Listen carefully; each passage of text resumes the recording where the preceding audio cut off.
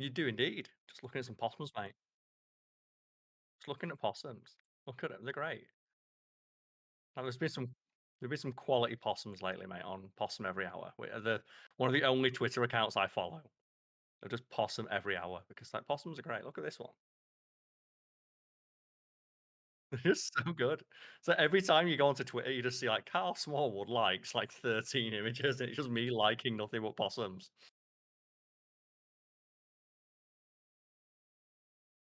Oh no. Now look at this one. Look how fast that one was going. Now that possum had a place to fucking be. So you should now hear Schmoving. Lucas as well, because for some reason my OBS just was like, tell you what would be really fun if every single scene that you've got just Just removed the died. mic. Just remove the mic. That's all it What, did. for no reason. Yeah, just why not? Technology, eh? That's not too bad, that I imagine. It's not that too. It's not like you expect your computer to remember things like that. I can't Um, lie. I mean, Oh, so I guess how you not. been, Monfrere? All right, yeah, yeah. You've Well, been all things right. been Save for going. that, and then this is episode 100 and something or other. We're in the hundreds. We're in the hundreds. Yeah, do you remember what episode number this is? No, because the last one I named just a QA one. So Yes. Okay. Let's guess. it's I'm gonna I'm gonna. guess 118. No, 117 for Master Chief. I think it was around there. Yeah, I was gonna say 116. Let's have a look. Well, is it 117 or 116? I don't know because I don't have Have a look. any anymore. Oh, you don't have anything logged in. I can go check the page. Like what we're gonna do is live, folks. Uh oh, you don't put the numbers in the episode I titles. don't, because then You know it what? puts Fuck people it, off. Lucas. Fuck it. It's 117. I think it might actually be 114 or 5, You know what? Don't matter. because like the last one I've got here is the last numbered one was the Mhm. Joker in the tunnel. The Joker in the tunnel. It doesn't matter either way. But how you been, Monfrere? That was Like, 113. But yeah, I've been good. I've been good. this is Cal's corner. As always, I'm joined by Lucas. Say hello, Lucas. 'Cause we forget to do that. Hello though. Yeah, And I'm Cal, the and titular Cal. This is my corner, aka Mal face. streaming over on the Untitled side channel Patreon again, and Mhm. we were, a little bit late because of just like tech problems as always. But There's yeah, the always tech plan problems. is that this Work on 'em. time of like Wednesday 2 p.m. should be streaming the podcast from now on, and that's British time. So right now BST. Yeah. Because Isn't it goddamn GMT? no, because we're British summertime at the moment. Not Greenwich Meridian time. Got Yeah, it. because like bloody daylight saving time's still a thing, isn't it? Stupid, lousy farmers. Why can't we just whatever works out better for the farmers, just keep it there Yeah. Well, that's the thing because it works better for the farmers in both ways? Yeah. Yeah, because obviously they need more time to harvest their fields. It was like the other day. I was about to go streaming at like 8 o'clock at night, and I went, "Why is it still light outside?" Yeah. Like, this happens so gradually that I didn't realize it stays light till about 9 o'clock in the evening now. Yeah. Like But it's gone from either way, we can walk because Cade's afraid of the dark. Like when he's going out on walks and stuff, he doesn't mind the garden as much, but like great guard he dog. does not want to be outside of a night really. And like I so think I our don't think you didn't credit walking, Cade right. huh? You didn't credit Cade correctly. Giphy famous Oh Dashund yeah, he's Cade. getting there. He's getting there. But Sorry, so you say yeah, so our walk-in times have gone from like available until like 4 p.m. to like, oh, we can take them out until like 9 o'clock now. It's great. Like we're not in as much of a rush. those days in summer where it doesn't get dark till like 11:30 at night. And just you don't know what's going on. Like you go to like the pub for a few drinks and it gets to like 9 and you're like, oh, and you got sunburn and you don't realize it. But yeah, Carl was alluding to the fact that like I have just over 40 gifs of my dog Cade. Mhm. Yes, Destiny reference Cade. And yeah, he's got like 300 something thousand views on it, the like combination on like Giphy. So like Mhm. if you search Legend of Kanto on one of your like GIF search bars, you should just see my dog come up like 40 times. Yeah, and I keep telling you, you need to do what the owners of Grumpy Cat did and just cash the fuck in and then pretend that owning a cat is really hard. Mhm. Because some of the interviews, like Grumpy Cat's now dead. Yeah, And they've yeah. tried to capitalize. They've got like Grumpy Cat's brother. They've tried to like sire a lineage of these like cats with fucked up faces. And the interviews with them are fucking hilarious because they talk about how difficult it is to manage the calendar of a cat.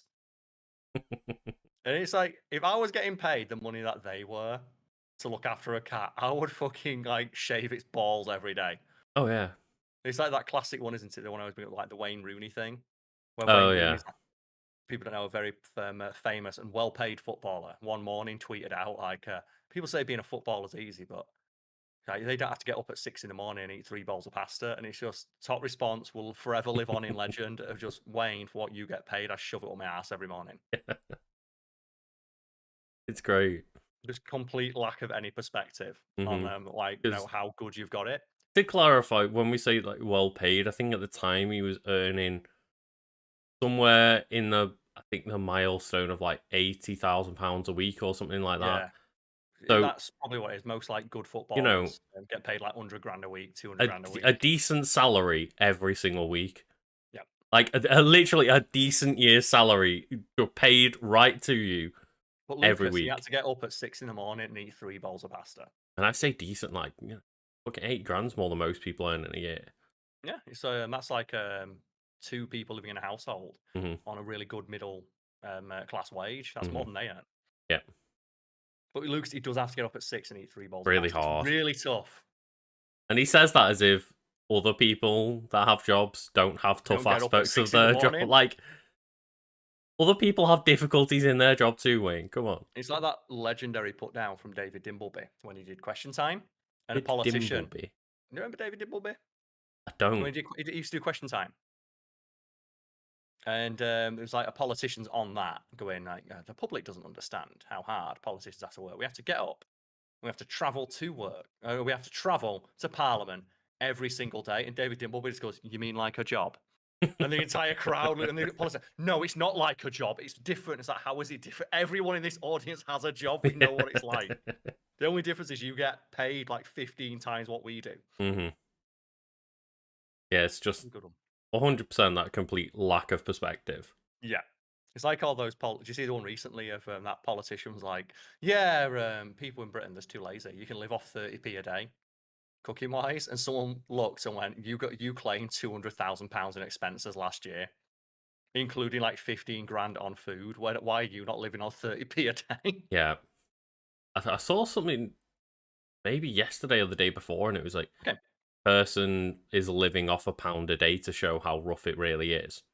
Yes, that's like in response to that comment. There's Right. a guy as like an act of protest because the context here is um, the cost of living's gone up everywhere, and in Mm. Britain, a politician responded to that criticism of like, why are you not doing anything to help working class and people on like the breadline live? And you're like, well, so they're just too lazy. No one knows how to cook these days. Like, if and I've got research that says you can live off 30p a day.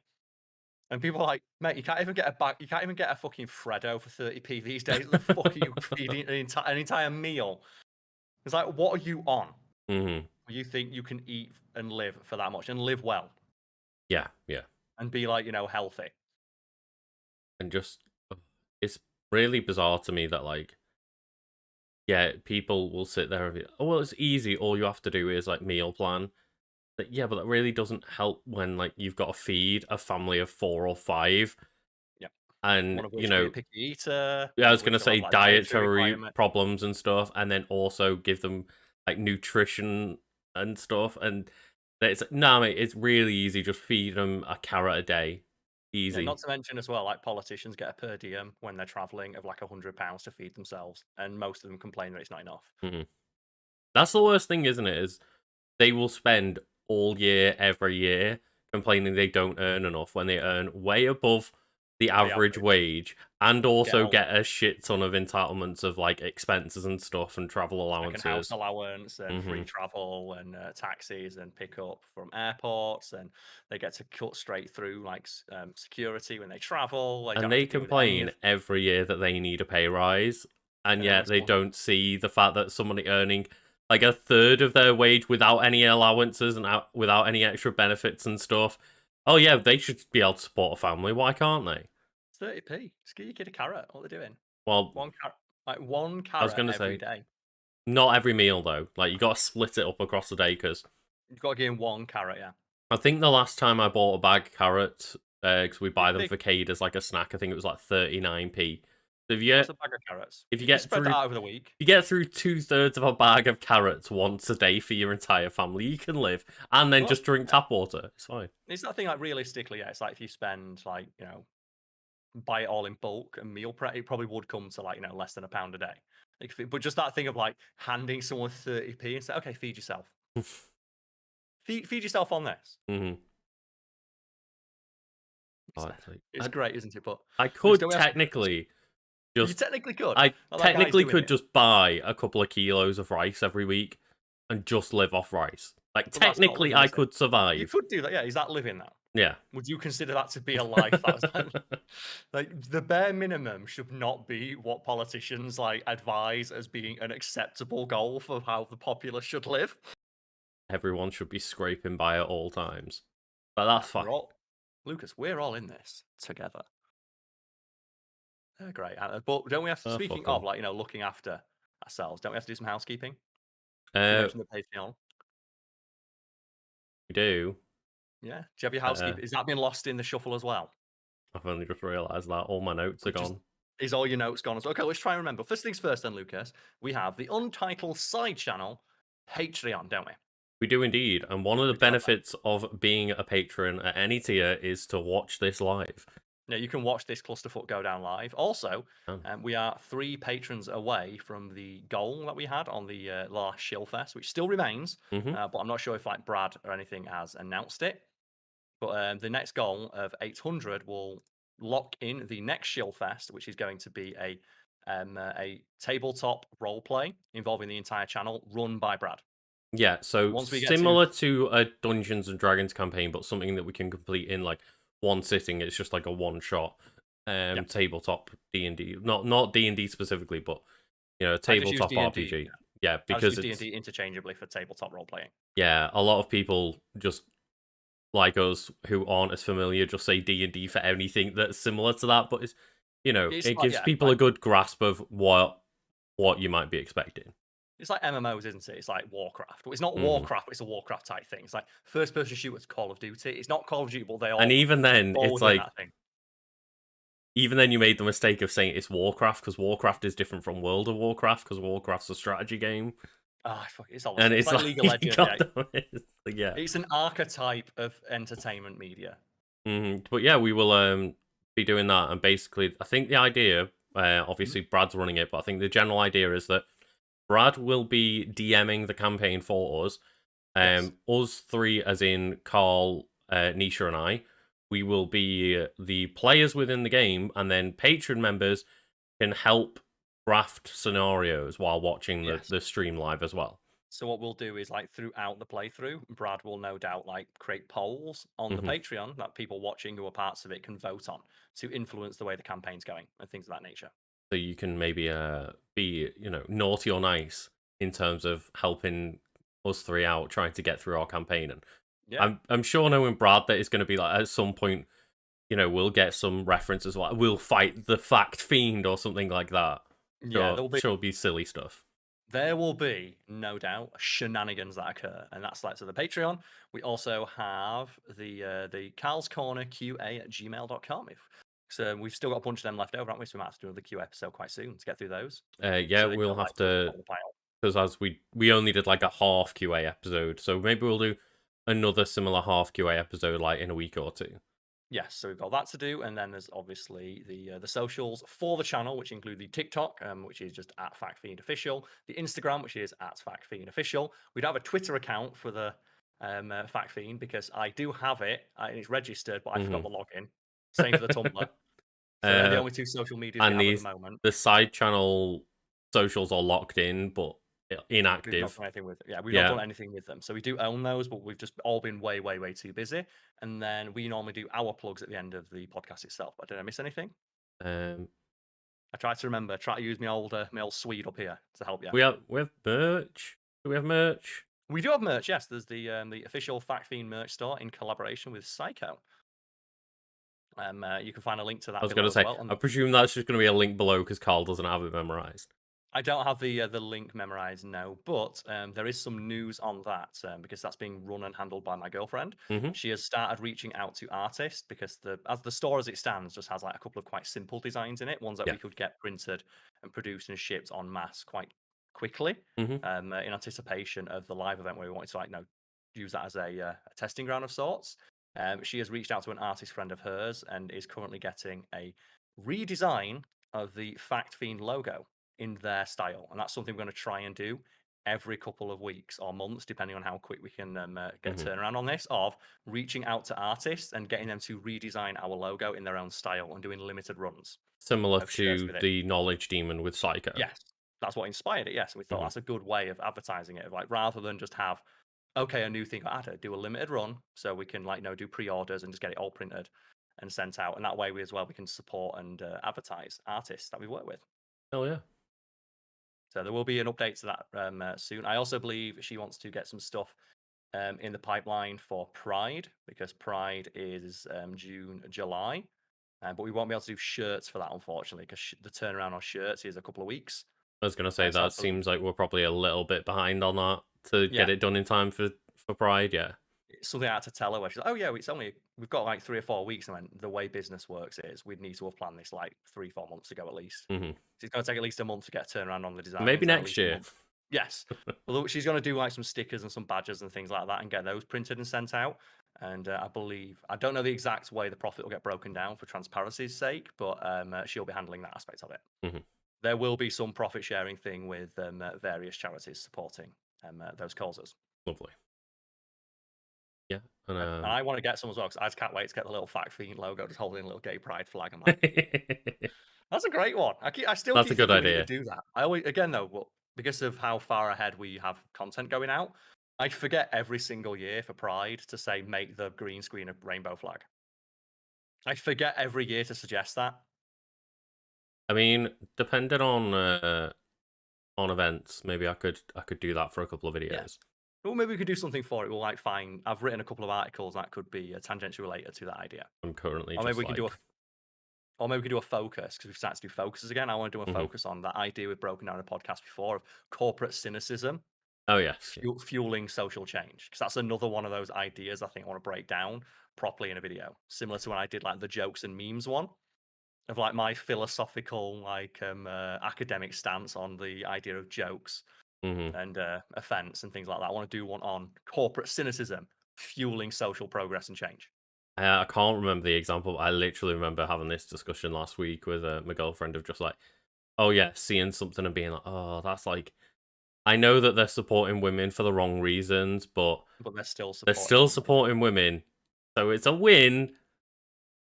It's a win with a bit of a sour aftertaste, but at the same time, Yes. it's like it's still a win. You've got to see it that way. It is the social progress version of Marvel movies, cynically putting like, Shang-Chi. That Hmm. is a very cynical move. So after 20 movies and establishing the brand, now we can put Asian people in it. Hmm. But Because they're now we still know it's a safe bet. but it's still an Asian-led movie with Asian people behind the camera and in all aspects of production. And they will still get a boost from that film and be able to find their own way in the industry. Like I imagine that Simu Liu is going to be a very successful movie star off the back of this. You can just see a tiny baby spider crawling across my wall. Oh, you don't Like want that. it's coming at me. But it's that thing of I can imagine that he's going to be like a very successful I star in think Hollywood so. And like as he a was result of this. already I think he was already getting like a little bit of Mhm. fame off Kim's Convenience, and then like obviously being the star of a Marvel movie and probably multiple Marvel movies. Just at this point in time, that is like a rocket up people's ass in terms of the career. Yes.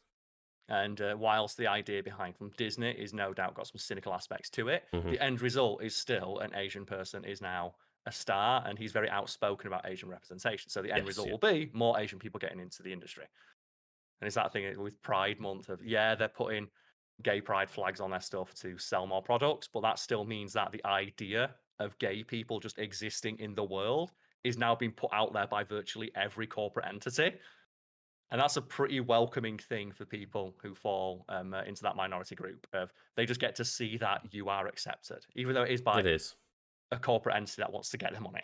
Yeah, but a win's a win. A As win's a win, yeah. That's what I mean. Whether it's by an inch or a mile, you still won. yeah, And I want to do a focus on that of corporate cynicism, and then use that maybe as a joke of like, now we've got some fact fiend pride pins, and have I'll you probably donate seen all my funds from that to like the Trevor Project or something or other. mhm. Seen like the opposite um to progress that has happened over the past couple of days? You just say America. Oh no, no, no! You I'm can just not say even. like I'm everything happening in America. not even touching that with a barge pole because like the Okay, it's been fucking categorically like a horrible week over there. yeah, and it's been discussed to death as well by people Yeah, much more knowledgeable than ourselves, and it is an ongoing exactly. story. Yeah, I wanted to like go a little bit less hard on the news than that. I would just be like, you seen the just the asshole that is Ricky Gervais has done it again. Oh yeah, do you know? I only realised that he did that because the hard drive put out what might be the greatest tweet they've done so far. Hmm. Did you see that one? What the Uh, hard drive put I out? think so. Okay, so I think I'm thinking of the right thing. the context is that Ricky Gervais, Lucas, what's he done? He just made really boring, tired, transphobic jokes on his latest comedy special. Yeah, going down the same path as Dave Chappelle and things, and No, no, no, going down the others of his same ilk. path that Ricky Gervais went Yeah, down yeah, years ago and is still just like staunchly defending his right to be an asshole.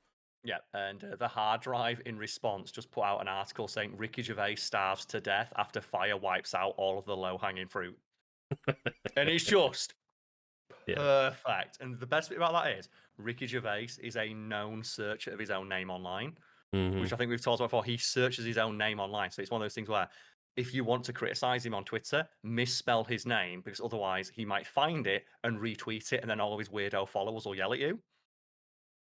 So he's going to see that and get very mad about it, but he can't ever publicly say anything because his whole shtick is like, you get so offended these days. Like, Ricky, why are you so offended that people are saying you're not funny? I thought it was really funny that people started sharing that oldish Mhm. James Acaster video. Oh, of him just saying, yeah, do you know who's really had it too easy for too long? Trans people. Thanks, Ricky, for telling And them he's what like, for. yeah, that's a joke that James Acaster made years ago of like, oh, some comedians will be like horrible against like the transgender community, and then just say like, oh, I'm just challenging people. Am I too challenging for you? And that's a joke that James Acaster made years ago, and Ricky Gervais is like so shit at doing his job that he can't even Progress. come up with anything new when he's being taken the piss out of like that. It's like he's been so lazy in his joke telling that He something hasn't. from years ago that James Acaster was taking the piss out of him from, he hasn't moved on from that style. Yeah. And when you're and that's the thing I think we talked about in the jokes and memes video that I did of Mm, it doesn't the idea of whether a joke is offensive is a moot point. The idea of comedy is to move forward, hmm. to challenge, to create new things. So if you're still stuck telling old, tired jokes that rely on stereotypes that are very boring and well known, you are not a good comedian. It doesn't matter whether or not the joke's offensive. The fact is, you're telling a bad joke Yeah. because it's not funny because we know the punchline. We know the punchline to a joke that evokes the stereotypes of a given minority group. So therefore, that's a bad joke. It doesn't matter if it's offensive or not. It's just not funny because we know the punchline. If you know the punchline to a joke, it's not a good joke. And we know the punchline to every joke Ricky Gervais is making because it's always the same. Yeah. And It's he's not always, grown as a comedian or challenged himself as an artist. and like all it is taking the piss out of like the concept of a transgender person. You're not even trying to say anything about this, are you? You're just saying like trans people exist and it confuses me. Ha ha ha, joke, joke, joke. It's like it's not funny, it's just offensive and like completely Lazy. disenfranchising an entire group of people that just want to be humans. Like they just want to be It's, treated it's like everyone else. yeah, it's lazy. That's all it is, and Yeah. that's what makes it so funny because he holds himself in such high regard as a comedian who pushes boundaries. Because he always talks so proudly, like, "Yeah, I go to the Golden Globes and make fun of celebrities." And it's like, no, you don't. Mm, That's one rich person having a bunch of in jokes with a bunch of other rich people. hmm. And all those jokes get signed off on by the academy and stuff. You're not actually speaking any truth to power. You just you are part of the system you're trying to criticize. You're not good at this. Yeah. But yeah, I just wanted to like we don't really need to weigh on this subject too long because we've been over it before, I guess. But like, That's what makes it funny, yeah, it's already a just discussion that's been had multiple times, and he's coming in with his, like, not what's the opposite of hot? Cold. Cold takes. like straight out of the freezer, Yeah, just he's had his takes in the freezer since, like, 2015. He's just do you know, like, when you forget to defrost something? yeah. You know, when your mum says, "Take the chicken out the freezer and defrost it," and you forget? And you get it out and you try and cook it and it's got like or you leave like a chicken breast in the back of the your freezer and you get out, it's all freezer burn and you try Hmm. cooking it and it tastes like shit and you're like, why do we even bother? Why do we not just throw this away? It's Yeah. clear that this is past its prime. There's no way we're ever going to enjoy this. Like it wasn't fresh when we put it in the in the freezer and it's definitely not fresh now. Oh dear. So yeah, just like I mean, fuck anyone that's making transgender jokes, but like as we say, that his literal job is to move on and be with the times, and he's still making the old, awful, horrible jokes and can't think of anything new. Well, new jokes, yeah. It's the Patrice O'Neill quote I always like to use, which is when he got asked about people stealing his jokes, and he's like, "Well, I don't mind if someone steals my jokes because I'll just write new jokes. I'm a comedian. That's my job. If It's they're like, stealing my old jokes, I'll write new ones that are about things that are happening right now." and that's the thing is, if those people are stealing jokes, then they're not going to have the forethought to be able to make new ones. Yeah, If their entire job is just reposting and reusing other people's jokes later on when they're less relevant, then the yeah. people with actual skill are going to come out on top. Same thing with people making jokes relying on tired stereotypes. Like eventually, people will move on past those ideas Hmm. because not even because they find them offensive, but because they find them lazy. There's only so many times you can watch the same TV show, you can listen to the same song before you're like, "Oh, I want to hear something new." Hmm. And it doesn't even have to be new in the sense that it's like, released recently. It just has to be a different voice or something different in context and tone. And if he's only releasing content that falls into the same thing, it's like, well, just go. Why would I listen to his new stand up? I can just go listen to his old stand up. Yeah. He told the same jokes. He's been banging on about the same shit for 10 fucking years. Yeah, he was a lot funnier when he just stuck to telling jokes about animals being weird Mm. and And not like just dunking on entire portions of humans like that's why you have like for that no great reason. Frankie Boyle bit. It's where he breaks down like Ricky Gervais bangs on all the time about his care for animals. He's a really huge proponent of animal rights. Why can't he apply that same effort to caring about people? Hmm. Oh dear. You also But have yeah. like the only good one of those like Joe I identify as jokes was told by Frankie Boyle of I generally respect people's pronouns and how they want to be referred to, but Ricky Gervais identifies as a comedian and that's fucking incorrect. And that's just that thing of like, that's one of the only, and that's like an inversion of that old joke, isn't it? Hmm. Like he identifies as a comedian. I do not respect his opinion because he wouldn't either. If he No. won't respect people's opinions to really like identify about the gender that they choose to identify, I'm not going to choose to identify him as a comedian. Hmm. That's why I think every time they just write Ricky Gervais like comedian, but they should put it in quotation marks. Just that's all they need to do because you know that'd annoy him. Just every single time there's an article written, which he's reading and touching his knob. And the He best is like part is, stroking it somewhat fierce, reading all these articles about how much he's pissed people off. it's like then, as you say, when you make that joke, it's like, oh, sorry, Ricky, are you offended by that? That's what's so funny about him. That too challenging a joke for you? That's the funniest thing about him. Like I said, he name searches himself on Twitter to yell at people who say he's not funny, Hmm. and then goes on stage and says that people need to stop getting so offended. And the instant it's something that attacks him, he's quick to jump out of like, "Well, I'm a millionaire." But yes, you are. Yeah, Now, that means that you have enough money where you can fuck off and not give a shit about your Twitter presence. and that's what he does, and that's what's so funny about it. It's the ultimate projection, isn't it? So I don't know. Unless he becomes like an Untitled Side Channel patron, he can't actually do anything. There's no comment section on the podcast, so Well, that's the thing. how's he gonna come at us? I wouldn't want to listen to him anyway. No, I wouldn't. But like, I just love the idea that someone makes him listen to this podcast. Like, we're having a go at you. He's like, well, how do I respond? It's like, well, you don't. There's nowhere to respond. Sorry, unless you pay us to respond. And at that point, you know what? I'll listen. He's petty enough to do it. He There's probably there's is. stories from people who've criticised his stand up before, and his shows are saying they're not funny, and he's like written letters to their editors and used his TV connections to try and get them fired. Of course. Says like that's the he's used his TV connections to try and get people fired for saying he's not funny. Mhm. You know what would be a lot easier? Well, maybe not for him, but it'd be a lot easier to just tell better jokes. Yeah. You Simple don't even need to as. tell better jokes, just different jokes. They don't Just even need to be better, just jokes. Just different. jokes. Yeah, jokes would be nice. But that's the thing of like, and it's one of those just hilarious just signs of how hypocritical he is. Of he's happy to do all this, but like I said, he has used his influence and power to get people fired from TV or try Well, to get them fired anyway. the exact same thing of Elon Musk being like, well, Twitter needs to be a free speech platform, and everyone's just digging up articles of this is when Elon Musk used the power to silence this person, this person, this person, this person. Yeah. It's like, right, When okay. Elon, like that, though, my favorite one about that is when he personally cancelled someone's order for a Tesla when they criticized him online. He personally went in, dug up their name for their order for a Tesla and cancelled it. Oh. My It's favorite always thing it's always projection. over the last day or so was he like put out his build on Elden Ring, and everyone's just dunking on the fact that he can't even make a build in Elden Ring properly. Okay.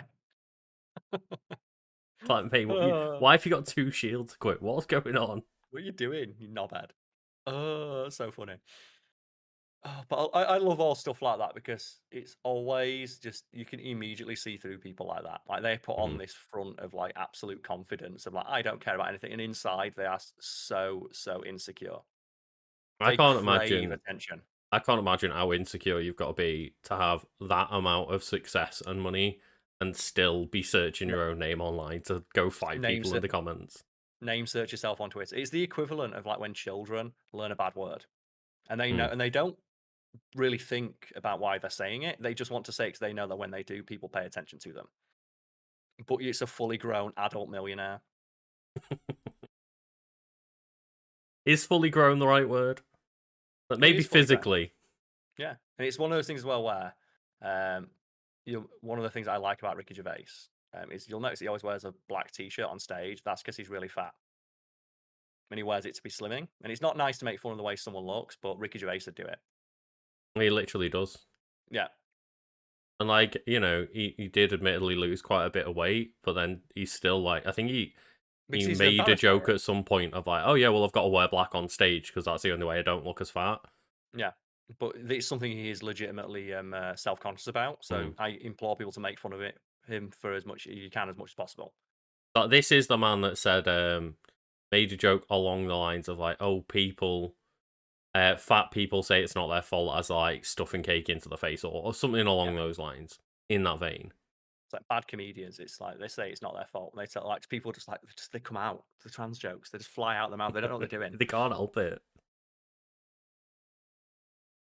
Uh, anyway, have you got anything like of a lighter note? Yeah, that's the thing. There's not really much to say about it 'cause we've already discussed that exact concept. And that's the thing. The fact we've had the exact conversation before and gone over all the points just shows how outdated those like things are. It's like even from the perspective of can you tell these jokes? It's like, yeah, you should be able to make anything a joke, realistically. But if you're telling a joke that everyone knows the punchline to, it's a really fucking shit one. Maybe don't do it. If you're being And paid like $50 million from Netflix to like tell jokes I've not heard before. also like the Netflix screen these things because like they No, already got in shit about letting they Dave don't care. Chappelle make boring old transphobic jokes, and now they're They letting don't care. another comedian do it. And it's like just big sigh, big sigh. I just That wanted to was another one. remind people that like Ricky Gervais is just a shit comedian with tired transphobic jokes. Yeah, well, that's what And happened with fuck Dave him. Chappelle as well, where he went to a school. So that's the thing.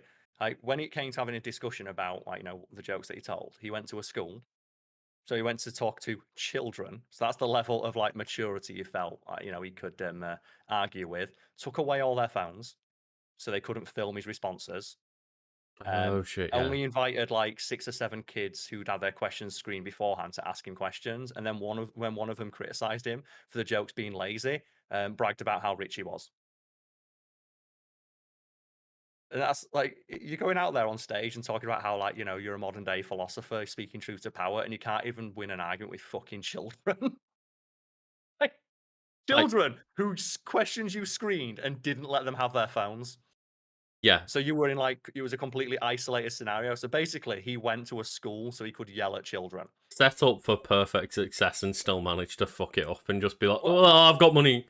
well, I remember when that happened, and I took his exact quotes and put them onto one of his skits, like the player haters ball, where it's about people who are so fucking petty they go on stage to yell at people they don't like. And his quotes fit over the character he played in this skit, making fun of that exact kind of person. Just goes to show, like, you know, Always become the villain. You either die a hero or live long enough to see yourself become the villain. or maybe just keep trying to actually, stay fresh as a comedian and Nah, for move that. with the times. Try Lucas, that takes work. Does. But That Danny that DeVito takes put the work in. he did. He was willing to do it, so I Hardest working. I think to myself, I'm like, well, you can't argue that, oh, it's just that person is old and needs to be stuck in their ways, because we literally have Danny a DeVito a exists. modern day example of guy that refused to do so.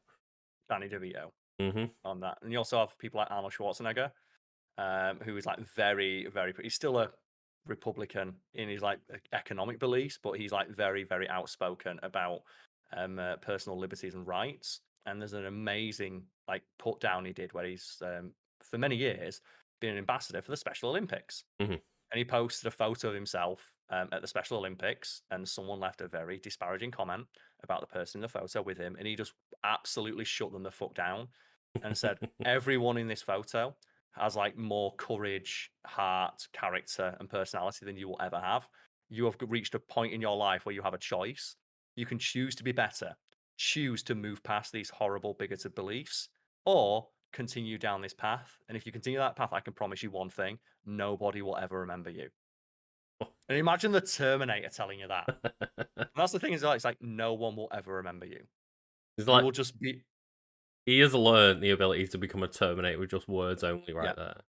It's like you will die forgotten, and if you're not forgotten, you will be just hushed away. Hmm. It's like your beliefs do not fit with the world in which we live, so you will not be allowed to participate in the world that is being built. And it's just that thing of like so fucking brutal. That's a put down and a half. It is, isn't it? Just no one will ever remember you. But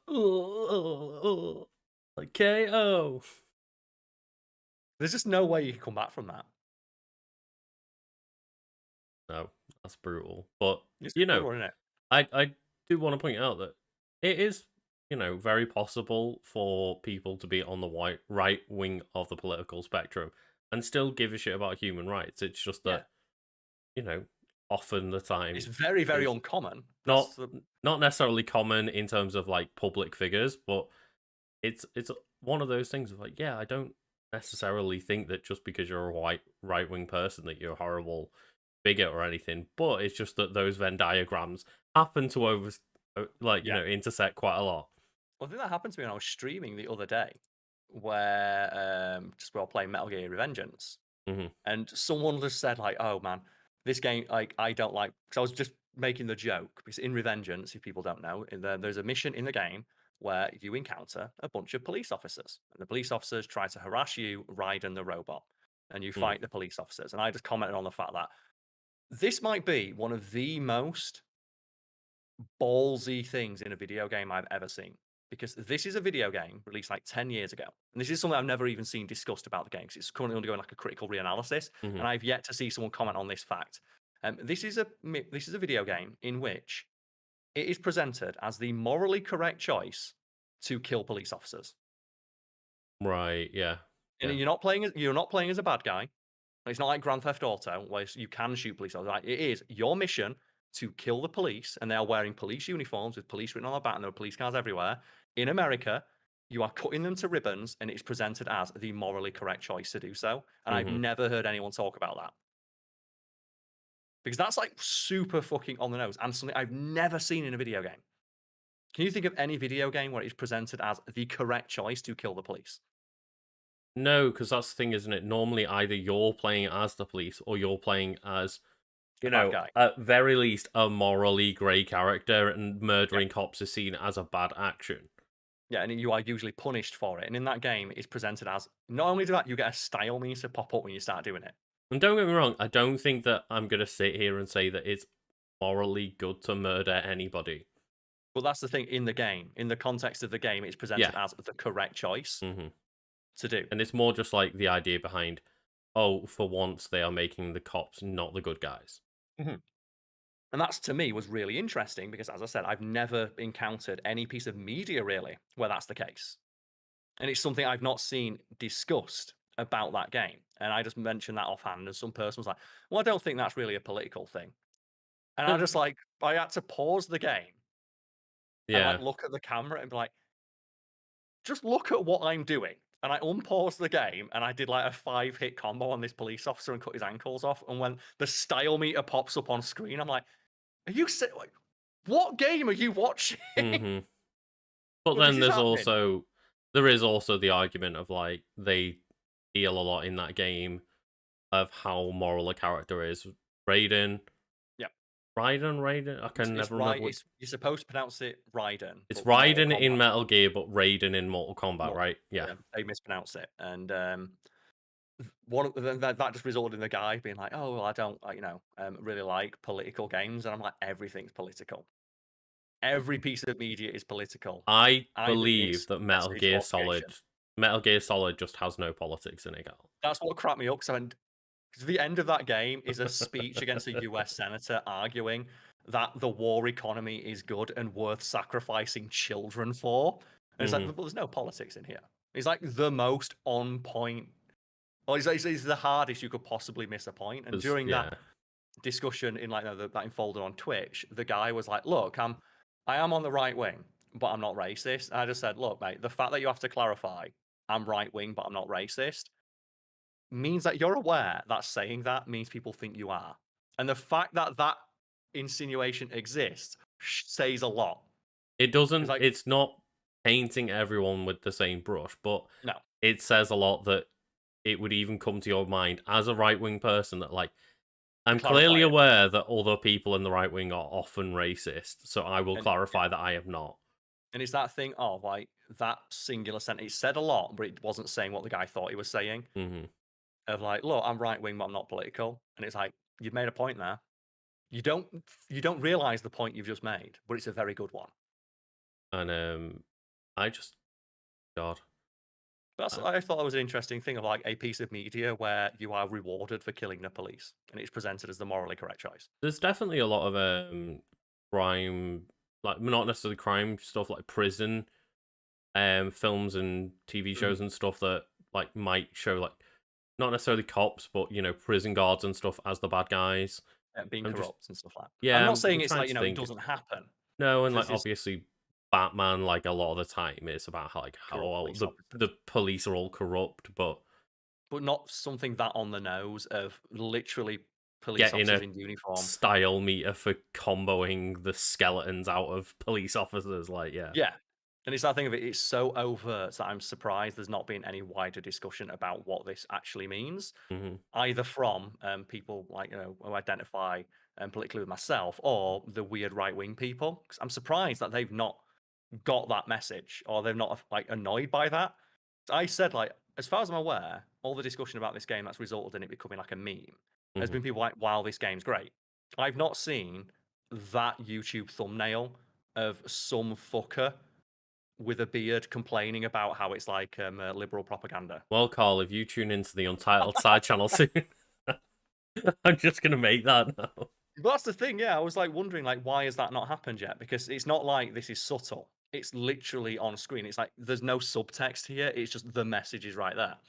Because, as I And say, apparently, people still missed it because I had someone live on air go, "Oh, there's no politics happening right now. This game isn't political." It's like, I what? mean, just as I alluded to a minute ago, just remember that there's that famous tweet of, "I just wish video games would go back to not being about politics and just being about games like Like Metal Fallout Gear Solid." and Fallout. And it was like Metal Gear. That's the game that you're gonna die on this hill of games used to not be political. The like Metal Gear Solid 3 literally starts with at the beginning of the Cold War. Like the first line in the game is talking about the Cold War. But even like straight away with Metal Gear Solid. I have not played the Metal Gear Game Boy games, but I played No. Metal Gear Solid a bit, and it's like he just straight away starts out with talking about Metal Gears and nuclear weapons and Yeah. trying to disable these horrible weapons that are going to destroy the world and stuff. It's like No. you think that the idea of nuclear deterrence and whether they are politically correct and the right like moral thing to do, you're saying that that's not in any way got a political statement behind Well, it. that's why it comes down to that quote I always say. I'm pretty sure I came up with it, but Okay. I'm secretly worried that I may have accidentally cribbed it from someone else and not realized. But Hmm. a quote I always say is, "All media is political." If you don't think that it is, it either agrees with your politics or you're too stupid to realize what it's trying to say. And that has held true for like 5, 6 years we've been on YouTube, and I've consistently had people try and argue against that because every single time I've ever mentioned that, I'll always get someone try and do that sarky thing of like suggesting something they think is non-political. I Hmm. think someone mentioned like Crash Bandicoot on stream, and I went, well, nothing exists in a vacuum, so there's probably people who, their political beliefs will bleed into it somehow. There's also like racist representations of native people with like Papu Papu and things like that. And You might things not that see they've that as changed over political, the time. Yeah. yeah. Or that you might not think that's political. What I'm guessing the people from those native groups do. Well, There's and also even like, the tiki masks themselves, yeah, like they've like come under a bit of fire because of just the way that they represent different cultures and stuff. And it's yeah, like it's you're just stereotypical. you're just making a cartoon out of something that you don't really understand. Hmm. And that's what I think so funny because every single time I've ever made that point. Oh, I'll mention and usually as well. My favorite is when people mention a kids show. Hang on, I hope that Okay. didn't uh stop our stream. My OBS just did the notification thing of like disconnected from the internet, What? reconnected. It's like says we're still live, so okay. Okay. Yeah, because my favorite thing to happen when you mention that someone will mention like a kids show. And most kids shows are political, I'm going to point out, because almost every single kids show has the same message, and that is love and understanding. It is respect everyone, even those different from yourself, and Hmm. have self confidence. That is absolutely a political message, especially in today's climate. Yeah. The simple act, like even shows that just have like kids in them, generally will have kids from many different backgrounds. Hmm. That again is a political thing because the exist people's right to exist in many cases is questioned by some in power. Yeah. And then the way I turned it around once, and a guy is like, "Oh well, how is Paw Patrol political?" I went, well, it is because it's understanding and peace for everyone. But the fact that you can't seem to pass the message imparted by a children's TV show, again, it says a lot, but not what you think it says. And the guy just blocked me. Yeah, because Like, it's if you, unfortunate that saying like everyone should get along together and it exist is together in a friendly manner is political, but it is political, unfortunately. absolutely, yeah. And just that thing of like the fact that some people out there are so fucking stupid. Again, the too stupid to understand or pass the information like imparted by Paw Patrol. The fact they can't understand what a children's TV show is trying to say, even though it's like the most basic explanation of all of these concepts. It says a lot. How do you not understand that there's a message of be good to everybody? And if you don't understand that that message is political in any way, then yeah, what rock are you living under? Well, that's the thing, isn't it? That's something else that happened during that stream. Of a guy was like, "Oh, I don't tend to engage with politics," and I said, "Well, that's a pretty political choice in of itself, because the fact that you've said that means I can tell many things about you.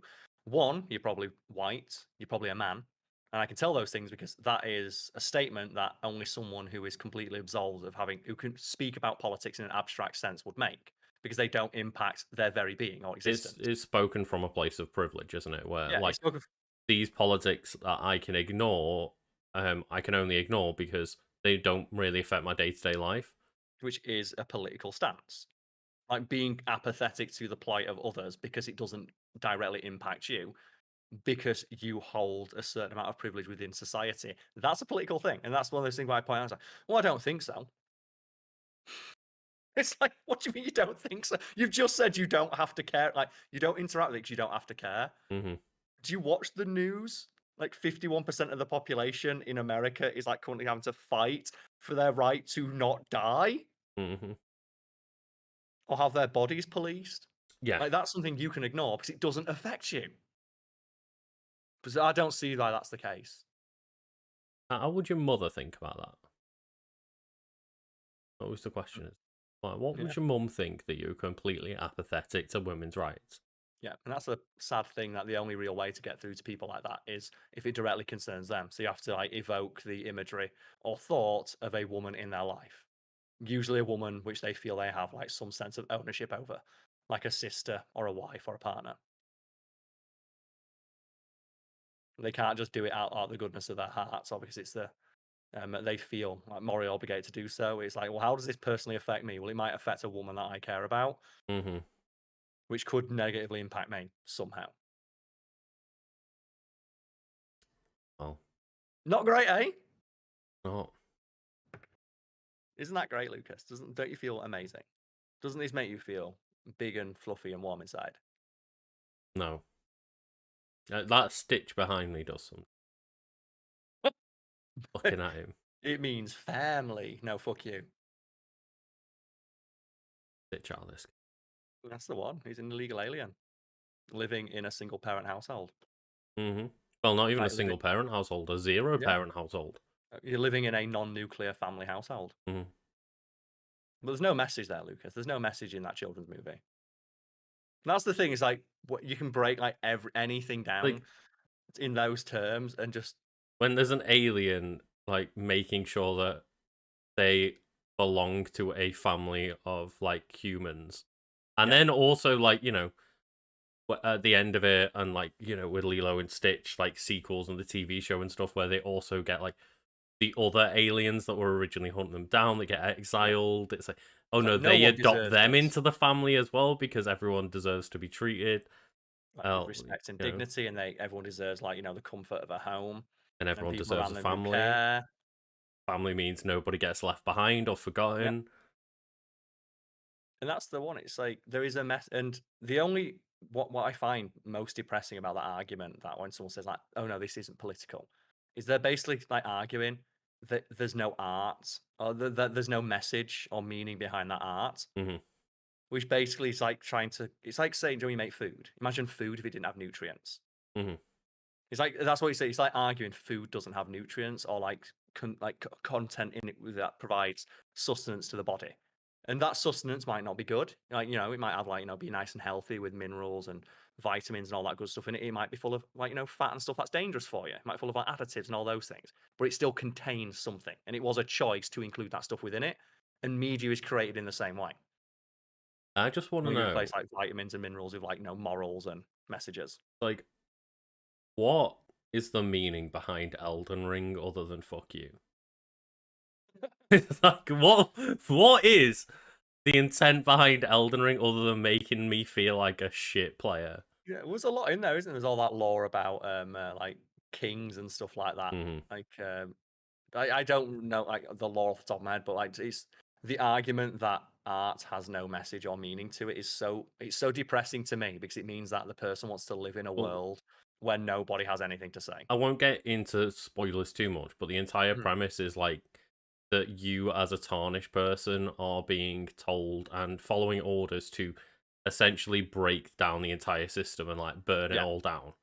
burn it all down, and then everyone keeps telling you every step of the way. A tarnish can never possess the Elden Ring. You will never be a lord. Your status in life is lower than what we would respect. And that's when you get up to like one of the best lines in the thing, like when you're fighting a boss, and a boss just says, "Your strength befits a crown." Hmm. And it's like that again. And it's that thing of like, yeah, the only character in the game who acknowledges maybe you should lead is the one who thinks you're a fucking bad. If you beat me, you're a fucking badass. You deserve to be in charge. And that's Your the thing, strength like befits the crown. I definitely don't sit here and think, oh well, we just talk about all of that, and Elden Ring doesn't have a political message. Like clearly, Yeah, everything has some political leaning in it because we all inherently have some political leaning in ourselves and are making the or our art to reflect biases, yeah. upon ourselves. Yeah, Our biases will and always leak into the things that we create and the things that we say, and whether intentional or not. I just want to know what, yeah, the meaning behind like the player feel. Why do they? What did they want me to walk away and feel after playing Elden Ring and playing against like who am I fighting still right now? Is it like Marcus the Black Blade or something like Mhm. that? And it's been 10 to 12 hours of me just once a week going back in and being like, oh no, I've still got to beat this guy. The And the just beating my head against a wall until I give up and come back again a few days later. What is the intended meaning behind not letting me cancel my attack with a dodge roll? Why can I not cancel? But the thing is, why do some attacks let me cancel into a dodge roll and then others don't? Mhm. It's like, why is it that the Ashes of War wild strikes can be cancelled at any time of the dodge roll, meaning that you can like safely escape if an opponent tries to punish, but the Ash of War spinning sweep cannot be. Why can I not just cancel every action in the game with a dodge so the combat feels good instead of getting punished for doing anything other than pressing R1? Mhm. It's just, I enjoyed my time with Elden Ring, but every now and then I just want to put Destiny back on and make a build where I've got almost infinite abilities and I'm just Yeah. mowing down just dozens and dozens of enemies at a time. Like, fuck yeah. It's like I have fun in that game right up until I fight a boss. Mm, Every part of that game is great until you fight a boss, and it's just okay, dodge around them for 30 minutes and press R1 every now and again.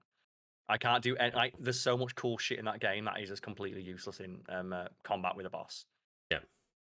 And That game would be much better suited if it was like I think, do you like those Warhammer games where it's just just go in and chainsaw everything in half? Elden Ring would be so much better if it was made in the style of Dynasty Warriors, where I you wouldn't don't have necessarily bosses. say it's better, but I think I might personally enjoy it more. Yeah, if instead of bosses, it's just more enemies. Hmm. And oh, I fell in love with that game until the open world stopped being an aspect of it. And I've gone through, I think, 3 dungeons back to back You're just like, I'm without done. any open world exploration. And I'm just like, okay. And then I went to another area of the game where I went to like the open world bit where there's like that Vogue Palace or whatever. Mhm. And then, fought a few enemies, did like everything was bullshit in the open world as usual. And then found myself yet again, oh, well, what else is there to do here? We'll go to the dungeon.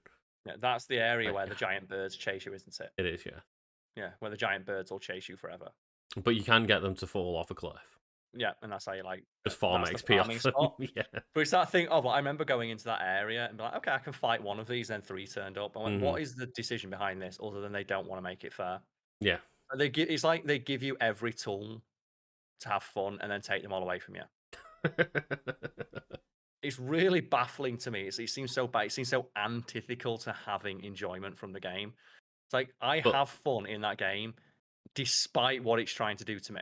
and I think that's the whole like whether you get it or not, it's the idea behind the design of those games, isn't it? Of like you will beat your head against a wall, and I guess like the intended effect is that overcoming that gives you great satisfaction when you finally get past all the bullshit. Like when you Yeah, finally beat that boss and have quote unquote earned that victory, then you feel like a great sense of satisfaction out of it. And that's not really the case because that's not the case for me bosses. personally. There are very few bosses I beat in that game that I felt like I earned my victory. It's just that the boss didn't do the one thing that they did that kept punishing me. Like the only good boss in the game that I had fun with is against one of the final bosses because it's just a one-on-one fight with a guy with an axe. Right. And that fight felt super fucking fun because it's just one-on-one.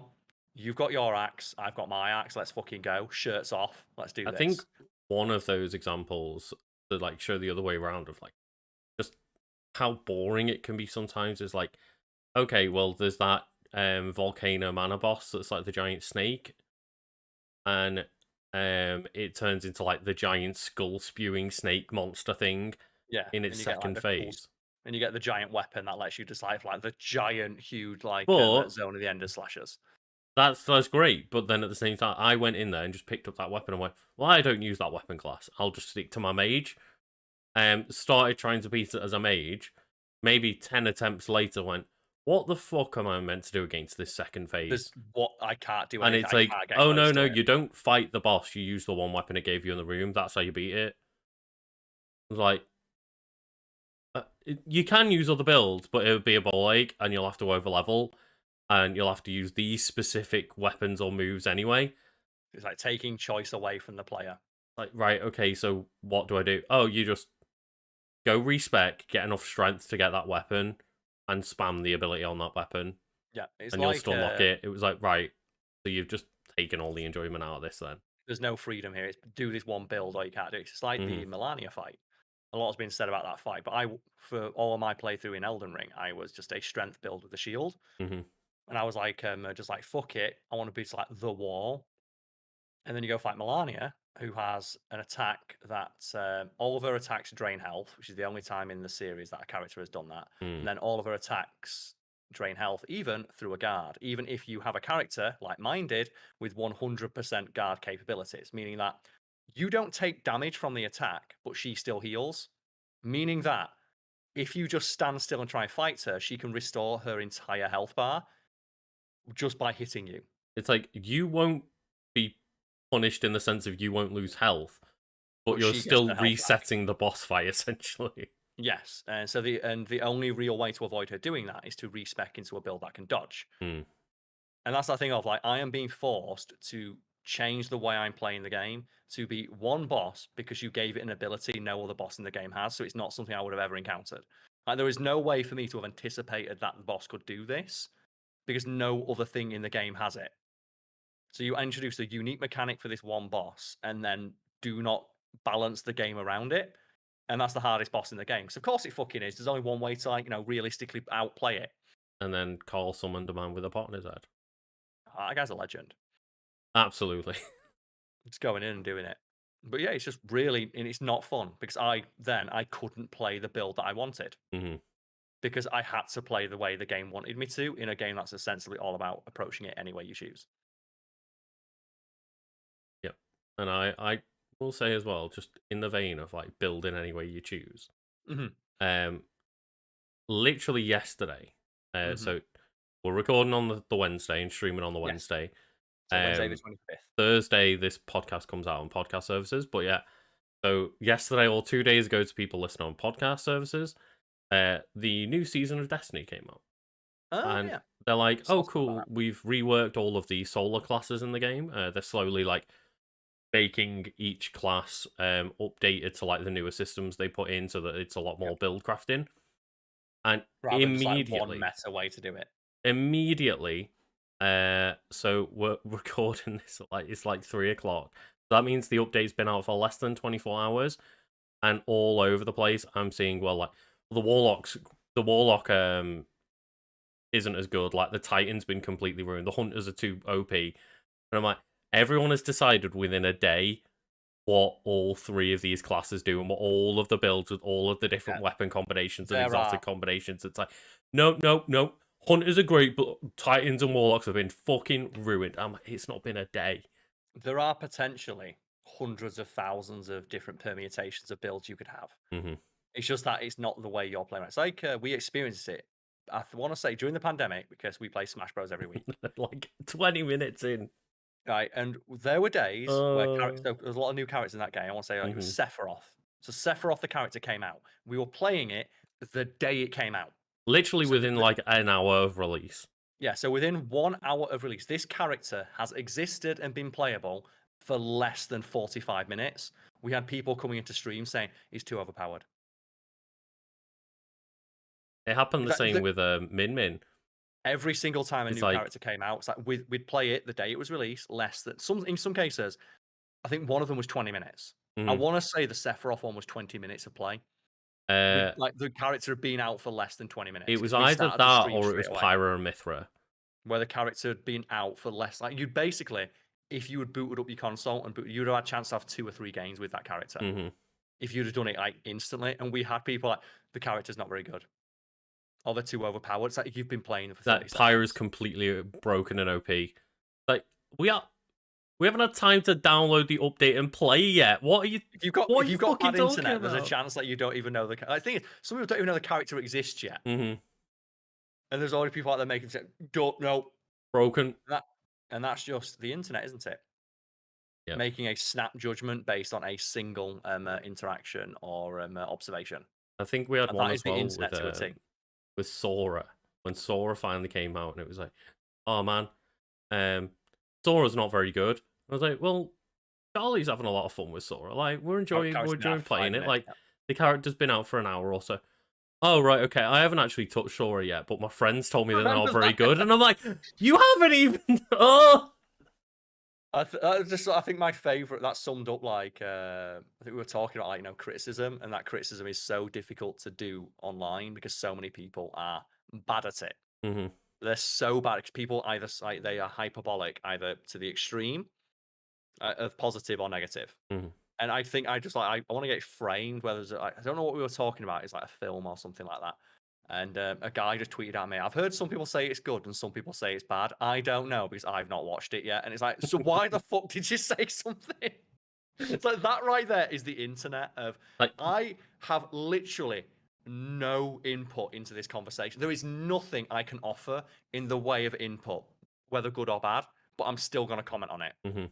I'm gonna let you know that I have zero input on this conversation. It's like the I forget. I think it might have been Mark Twain who just said like it's better to stay silent, have people think you're an idiot, than open your mouth and confirm it. That is like the internet equivalent of when people leave reviews for products they've not bought. Hmm. Like Joe, when you're sometimes like looking at a restaurant or something, and you'll see like a 1-star review, it's like I've never been here. And it's like, so why did you I leaving a? I encountered that recently when Oh, okay. I had to, I bought a better SSD, and we installed Windows, and we had a nightmare, and I Monday. lost everything, and You did, that yes. It was a all very, very happened odd last one. week, and it was not a nice day, and I And if anyone's wondering, have we talked about it on the podcast? We did, but we lost that podcast. We actually did record like a 14-hour um podcast discussing it. and then yeah, I reinstalled Windows, but apparently like my Windows activation key is like meant to be installed by like PC specialist who I bought it from in the BIOS, and it's like not read it, or I've changed too much on my PC that like it's not registered anymore or whatever. So you got to email them and get it Um, back. no, because Okay. like You figured it out then. well, basically all I did was like, oh well, how much is Windows? And it's like 150 quid or whatever. I'm like, all right, and then I just do a quick Google, and it's like, well, there's some sites that are selling it for like 7 quid. I'm like, do I take the risky click? It's like 7 quid. And I look at the reviews, and some of the reviews were just like 0 star, too cheap to be true. And it's So they like, didn't even they take the didn't risk. buy 0 star. I don't trust this. My And it's favorite one is like, okay. like you're on Amazon and you're looking for like, oh yeah, I want to order like a something. It's like 1 star did not arrive. It's like, well, that's not the fault of the product, Yeah, is it? it's Like, Amazon's that's that not you've the got a product's problem with. fault. And to clarify, I took the risky click, Did it and work? I got a key, and it activated it for like 7 quid. No, not bad. So like, sometimes it's probably fucking some like weird generator that they've made, or like some stolen codes. But hey, they offered me a product for a tenth of the price. Well, like a 20th of the price, 5% of what it should cost. And And you got it. I thought I'd risk it, and I got it. But yeah, That's fuck the thing. Windows for making me pay like 150 quid for changing a desktop background and getting rid of a watermark on the bottom. Yeah. A lot of the time, they are provided by Windows. It's just like they Mm, want you in that ecosystem. It's why like Adobe and stuff give away their software to colleges and universities because they know that if a student learns on Adobe, hmm. chances are, not every student's going to go into the creative field, but when they do, they're only used to their ecosystem, and that's how they get you. Yeah. It's like the same with Windows of like when they offer like free updates and stuff like that. I remember it was like Windows 10. They Hmm. offered a free update to Windows 10 for everyone, even people with illegal copies of Windows 8, Yeah, yeah. just to keep you in the ecosystem. And I had that when there was like that weird thing of like, oh, Audacity have changed their like terms of Terms and service conditions. and have like this weird privacy thing. And I think they've like gone back on it or something. Of course they would, Um yes, within the day. yeah, but on that moment I was like, oh well, I'll just learn how to use Adobe Audition. And then it's like, oh, okay, so I started recording with that instead, and it's like, oh well, Adobe Audition just links straight to Premiere Pro and links straight to After Effects, and like I was already That's what using those, like I was already using like Premiere and After Effects for the Fat Fiend stuff. that's what they want. And the moment it's like, well, yeah, this is easier because it just all of these things are just like right click, import to this They product all and work. program, and it all just works together. It's like that was a lot easier than doing it one thing on our Audacity, saving it, It's importing it, bringing it over. It's like Instead, I can just right click and be like, use here. And it's like that little thing that they do to just like, oh well, it all works together. So now Yeah. you want to use everything, and then they also do that Adobe thing of like, oh well, you want the photo editing pack, or do you want the movie editing pack, or do you want the effects pack, or do you want to buy them all? And it's like, well, I don't need these 60 programs. I need 6 of them, But but they are offering you a each significant one that you discount, yeah. want of the 6 is each in a separate package. It's like, but is there no way to just pay for the 6 apps that I use? Yes. Buy each 6 of the Separately, yeah. packages separately, or buy them all. And I'm like, all right, fuck you. Cable television, isn't it? Like, oh, can I just get my channels a la carte? No. Hmm. Like, you have to pay for the sports package and the movie package, but it's like, but I don't want all the movie channels. I just want the one that has the movies that I It's like. like, I, No, you got you to have the know, movie package. say you want just Sky Movies, but it's like, no, you have to pay for all of the extra movie, like, Yeah. Or it's channels like that you're never going to sports. It's like, I watch. just want to watch the football. It's like, even like within certain things, like if people just want to watch the football, Hmm. if you are a fan of English football, you can't watch all English football on one channel because it's all separated with like 15 different Because it's fucking like, you've got licensing to have deals it on Preview, on Sky, on BT Sport, on on ITV, ITV, on like pay-per-view for fucking, some of them. some of them are pay per view. I think like Amazon have got some of them now. It's like, Yeah, some teams dear have their own God, channel where they have exclusive content. It's like that's the thing. If even just within one interest, they don't have the a la carte option to just pick and watch everything you want. they do. It's called getting one of those like fire sticks that all the pub use or whatever, and they hack them. Oh And yeah, that's what my mate's got. that's the thing is, pretty much most people I know that watch football have just gone, well, they've made it Fuck it. so complicated, and I've got to buy so many things that I just Fuck don't yeah. care anymore. I'm just gonna buy this stick and hack it for 40 quid. And that's what my friend did, where he's got one of those. And I was like, so how does this work then? Because I'm like really like not that computer literate. He says, well, what I've got to do is I've got to like send £100 to this random name, and I've got to put the tag as like for grocery shopping or something like that. Like so that presumably this guy is like Joe and people sell drugs, and it's like, oh Hmm. yeah, pay me cleaning Yeah. or accountancy fees and stuff like that. Because that's the one for people on OnlyFans is where you like it's their accountancy fees I'm Oh doing for yeah, people. because like I've seen people use like accountants as like the slang term for like doing, nudes online and stuff. Yeah, Yeah, like. because it's that thing of like, while the money you earn, like even if you earn money in a legal way, you still got to pay tax on it. Hmm. So people are thinking that makes no sense. Like there is literally a form that you can fill in for the IRS to fill in to pay your taxes for illegal income, and that's the way of like, and you might think, why would you do that? Like if you're going to be a criminal, why would you want to pay tax? It's like 'cause if you get caught, you're also going to go to jail for tax fraud. Yeah, And it's like because if you it's and it's not that thing of only like you're gonna get done for like say drug the dealing, you're crime. also gonna get done for not paying your taxes and tax fraud Which and is a like, separate yeah. thing, and that's how they got Al Capone. Like, Al Yes, Capone yeah. didn't pay his taxes, and he got sent to fucking prison. And So that's that's the where one that they do. and that as well is like the harder thing to get rid of, isn't it? It's like Because it's it's easier to get away with drug dealing than it is tax fraud. yeah, because if you're selling drugs and the drugs are gone, it's like, "Well, there's no drugs here." It's like, "But if you've got money, there's evidence that you had money." It's like, Hmm. "Well, you've got an house, how'd you pay your rent? You've got no job, like, all money leaves a paper trail." But that's, yeah, it's really, really, funny that you have to do, and that's one of those things of, yeah, just and he sent this guy this money, and then he's got a code back, and he put that code in, and then just like he was watching, I mean, like I'm not movies gonna that had not come lie, out yet. that That's the, it's again, it's the risk you take. It's like you with that £7 thing. yeah, the risky click of like, well, someone might just take my money and fuck off, but But if he does that, he can only ever do that once because that's the thing. The mhm, guy could probably do that, but he'd be able to do it once, then he'd never be able to sell another one. yeah. Because the moment, like, if you're into the point of like you're in that area and you're like in that sphere and in that group, like you're gonna do your fucking research. Oh And if yeah, you get but ripped like off, you're gonna I like was just gonna say that it's a way dodgier sounding process than what like I've heard my family or friends have done of like, oh no, I just went to this website and like paid £40 on PayPal and it like downloaded this product with a code for me and like put all the channels on there. I'd say that's more dangerous. Downloading something from a website, quote unquote, after giving them your email details. Well, it doesn't necessarily mean email details. But yeah, You they put your again, PayPal, yeah. like again, That sounds just as like there's a chance fishy that to you're me. gonna like get your sports packages all included for the rest of your life for free, but there's also a chance that you're going to download something that's going to steal all your information and break your PC. Exactly, yes.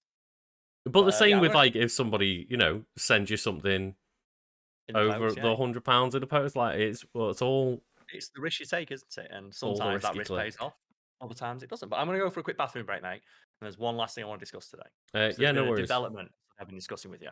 Okay, yeah, I'll just take us to the start and soon screen because I don't have a break screen, and we'll be back in a minute.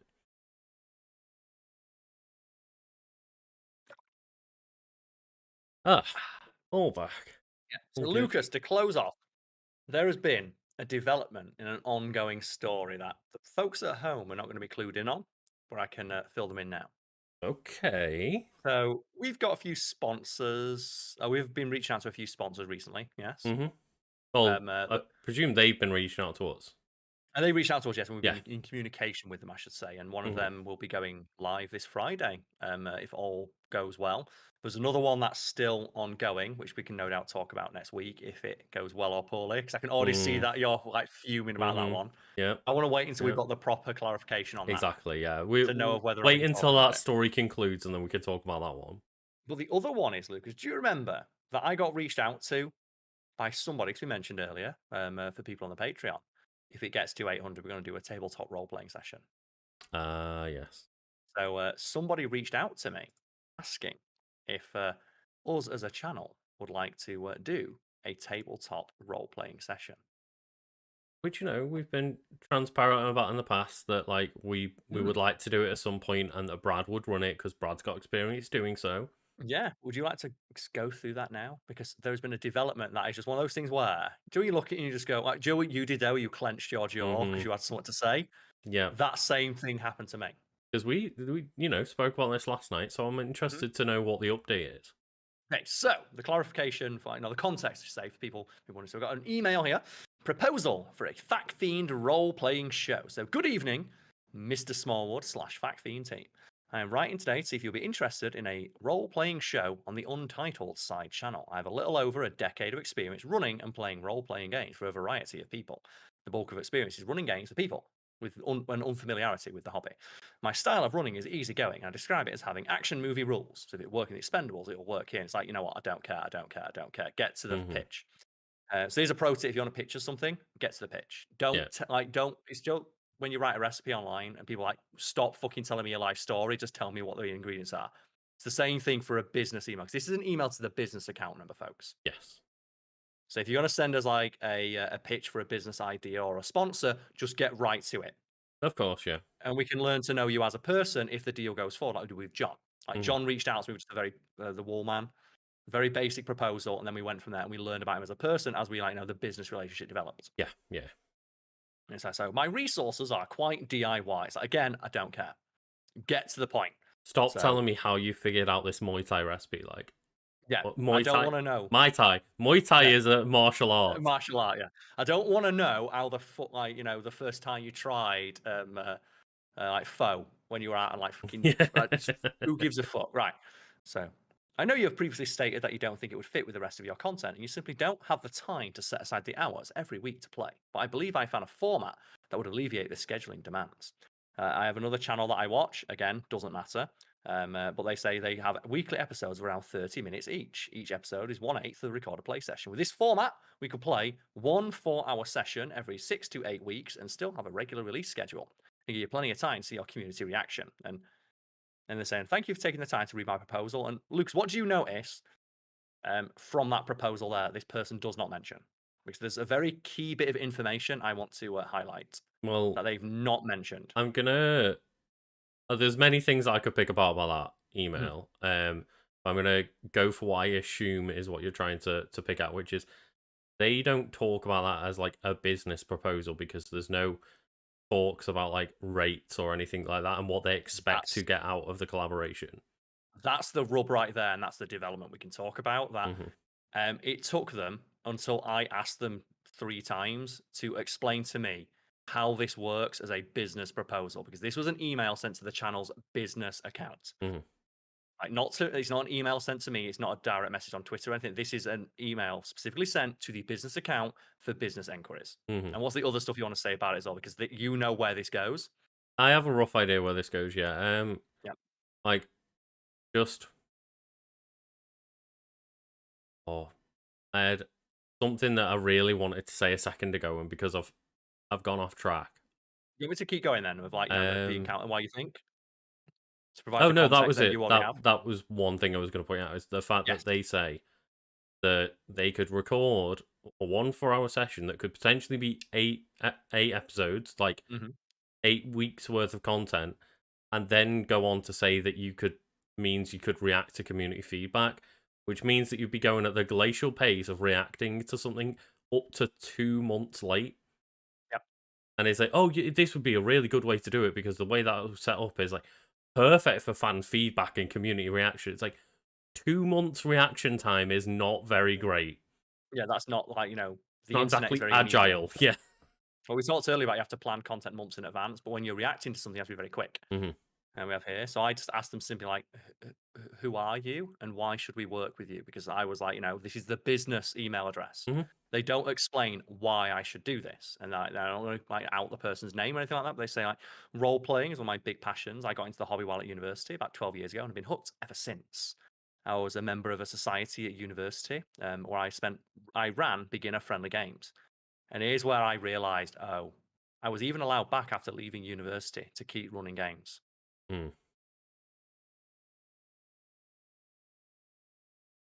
And Lucas, do you remember when we went to university and that was real fun? Yeah, And do we you remember like we in that literally game? met in a gaming society. We did, Yeah, yeah. Do you remember that gaming society? do. That we went and we enjoyed it, and then we left university And we left that society. because we weren't in university anymore. We left it in the hands of people who had that interest and were at the same age we were when we started it, wanting to meet new people and find like a shared interest around their hobby. Yeah. We didn't go back, did we? And, like, be like, "Look, we're the big dick G's here, we ran the original one." Wait, do you not still go back there? No, and why did we not do that, Lucas? We moved on. Yeah, And it'd be like, depressing. the people that we met that we made friends with along the way, we started doing things outside of the society while we were at university, and then that progressed into still being friends outside of the Yeah, society when we all left it. and that's when I realized, "Oh, no," because I don't know much about, like, being a dungeon master, but I do know that it requires a lot of unpaid work and that it attracts a very specific kind of personality, Mhm. and I compared it to and have you ever met someone who moderates on a forum? Um, Back in the day, I have, yes. Yes, and I see moderating on a forum as being very similar to being a DM, where it is a lot of unappreciated work, where the only tangible benefit you get from it is the satisfaction of knowing that you have a minor amount of power over other people. Hmm. And there are many stories I can tell from my days back in writing where I encountered people who worked on forums. Not worked on forums, they lived on them, sorry. They didn't get paid for this, but they did it. And I always found myself asking, like, why do they? And it's like, oh, because they get to tell people what to do. Hmm. This is the only reason they're willing to do it. And I got that vibe very quickly from this one. As for why you should work with me, unfortunately, I have no YouTube presence or portfolio to present.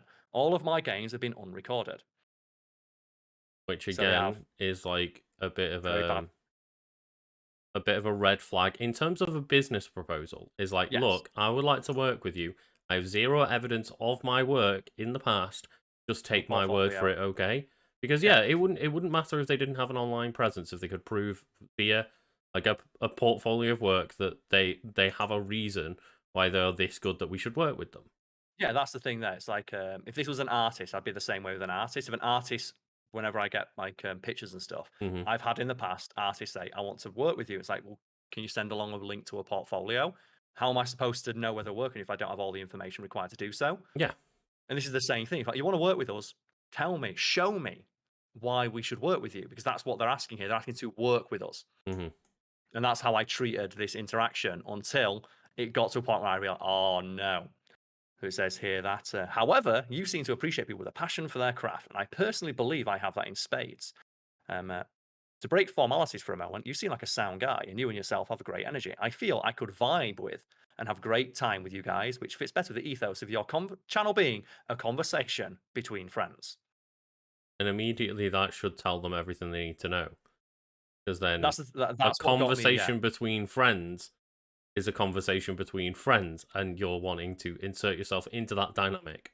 which can happen if you had a different approach. Like if this was a business, like John has been in some content Yeah, because we and had a that's the business thing. partnership, It's and like that's it was it's clearly like the way that they've put this forward, not necessarily their intent, but the way that they've presented it mhm. is more along the lines of I would like to hang out with you guys and here's a reason, like an excuse to do so, rather Yes. than I have a business proposal. Which and I was given the benefit of the doubt and, reacting to it as if it was a business proposal that they'd just not gotten proper. Like, they'd just not got all the, like, the nuts and bolts in order. They've not got all their oh, sorry, I'm getting, metaphor, I'm getting my fucking metaphors mixed up. Your They've Malafor's. That's the word when you mix up 2 metaphors. Oh, I've never heard that term It's like, before. we'll Okay. burn that bridge when we come to it. Yeah. Okay. It's, so I was like in my head there, they've not got the nuts and bolts sorted and all their ducks in a row. So I Mm. said all their nuts and bolts in a row. Yeah. Anyway, that's just a little bonus fact for people there. And so I was like, again, responding to them as a business email to the business address. So you Hmm. have nothing to review or look over and expect us to commit to several weeks of recording with you. Because again, that is what's being asked here. And Hmm. I admit I'm very curt in a lot of my business emails. And that's because you don't need any of that fluff. When you're talking business, you skip the pleasantries. It's get down to I get brass fit tacks, isn't it? Yeah, I get 30 emails a day. I don't have time to do this. I don't have time to like, be polite. Oh no, I'm polite, but okay, so I want to know. Tell me what I need to know, and we'll go from there. And And anyone who's ever sent a business email will know that my usual response is, make me an offer, and we'll go from there. yeah, and that's the thing is like I think people need to remember here is that we're not sitting here going like, look at our a fan that wants to reach out to us, like This was they're a knobhead. It's like this is just an explanation or like a bit of a talk about just you've approached us as a like a you've hit business. up the business email as a business proposal, and these are the mistakes you're making. Yeah, this is basically a mini how not to do business Hmm. because this is what they approached it as, and they're pitching it as an idea for the Untitled side channel, which is a joint project between all of us that we're currently trying to get off the ground. Hmm. So if you're presenting an idea of like, I've got a great idea of how you can improve the side channel, that's something I'm going to listen to and give the time of day if they can provide the relevant information required. And they respond, you are correct in that I've got nothing to review. However, I don't expect any commitment from you at this time. A bit confusing. Look, no commitment from us, but we need to film something. I mean, Eh? yeah, Yeah. that's It like makes no sense. that's I want you to commit to this first bit, and then we'll commit to the rest later on. Yeah, like you're expecting some sort of commitment to at least the discussion of an idea, and they mention Hmm. that here. I would like to discuss with you and the team the style you would like. Prepare a one-shot game session with pre-generated characters. Again, we don't know this. Arrange a time and a venue suitable for all involved. I would recommend somewhere in public, like a pub with a table space. I could also meet online via Discord, or some of you prefer. Play the game and then review. In lieu of evidence, this is the best possible presentation I can offer. And again, Lucas, what's your issues with that there of I don't want any commitment from you, but my proposal is we can all meet at a pub. And we are not in person right now, Lucas, are we? Nope. Because how much of a ball ache is it for you to come here?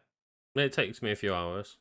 Yeah. And you only do so when we have a specific idea in mind. And usually that idea is something that earns the channel money. Hmm. That's like, no, it's depressing, but it's the nature of our job, isn't it? If you travel through to Sheffield to meet me, it's because we want to record in person and make content.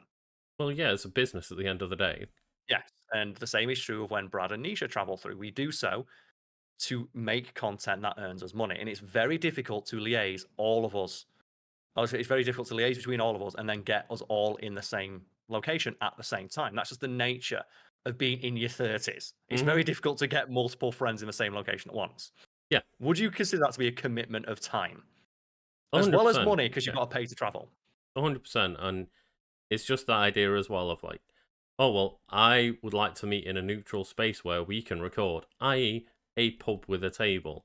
So you're asking like the pub to be quiet for us, for Yeah, people that's the not thing. to get in the way, for people to not come over and interrupt, and that's a public space. Like, at very very least, you could suggest like trying to find a place, that's like a hobby specialist where like people come in and play something like a tabletop game on like a like rented space or Mhm. something like that. It's just the idea that yeah, we could all just meet up for a pint, and it just so happens that we could also definitely do business there.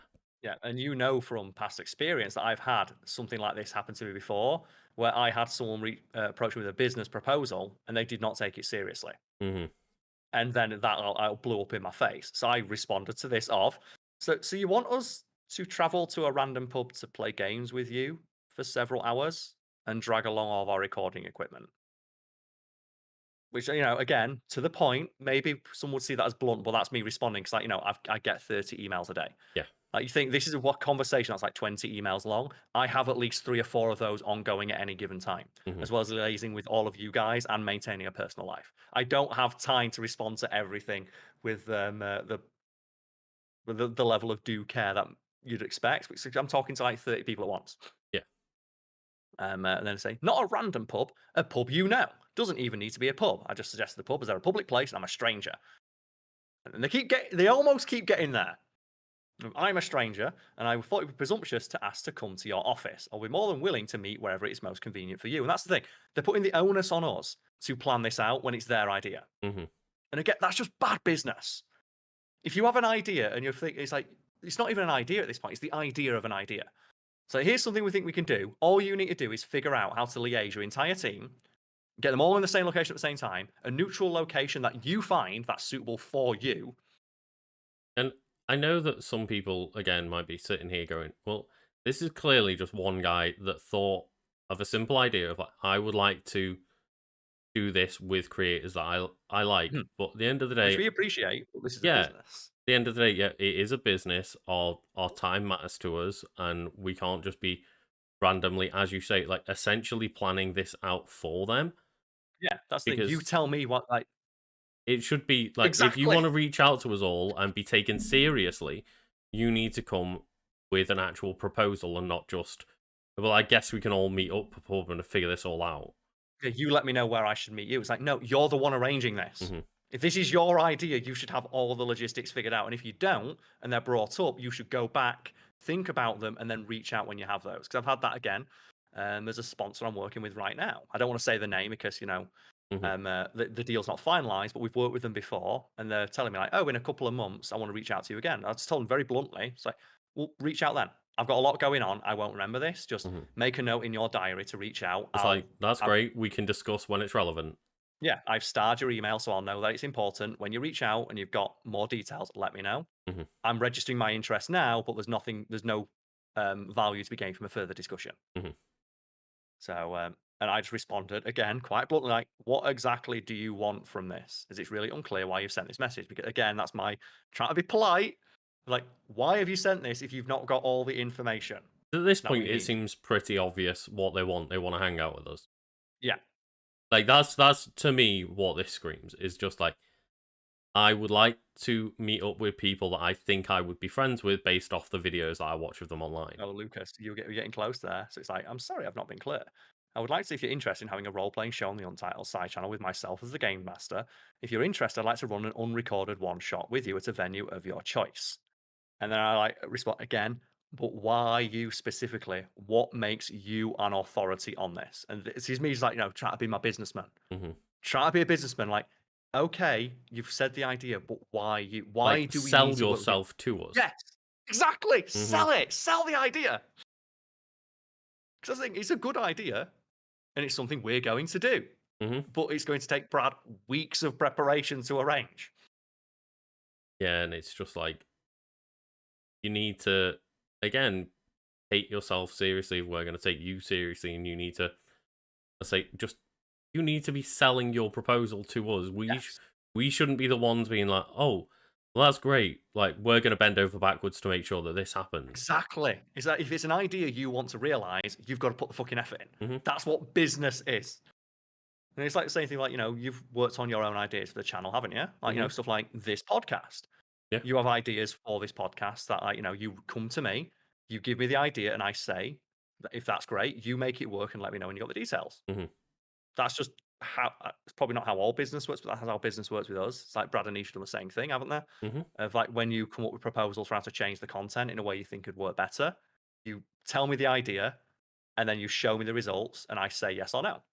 Yeah, and like sometimes obviously with in terms of like changing content on a channel, just sometimes it is a case of, well, we'll try it out and work from there because let's give it a shot, see how the audience reacts, and then we'll have to again be reactive to the situation. And Yes. we've seen that with videos like since the launch of Untitled Side Channel, because Mhm. we know we've got a bit more of a guaranteed income month to month. We've been able to lengthen the videos out a bit more again, and not you know put fact theme videos back to kind of where they were Yeah. a year or so ago before we started making changes to try and like appease the algorithm, if it will. But they were all changes that, like, you thought about it first and then approached me with you didn't just say, "Would you think we should change fact theme videos?" Because that's not a discussion. It's like, "Okay, in what way?" "Well, I've not thought about it yet."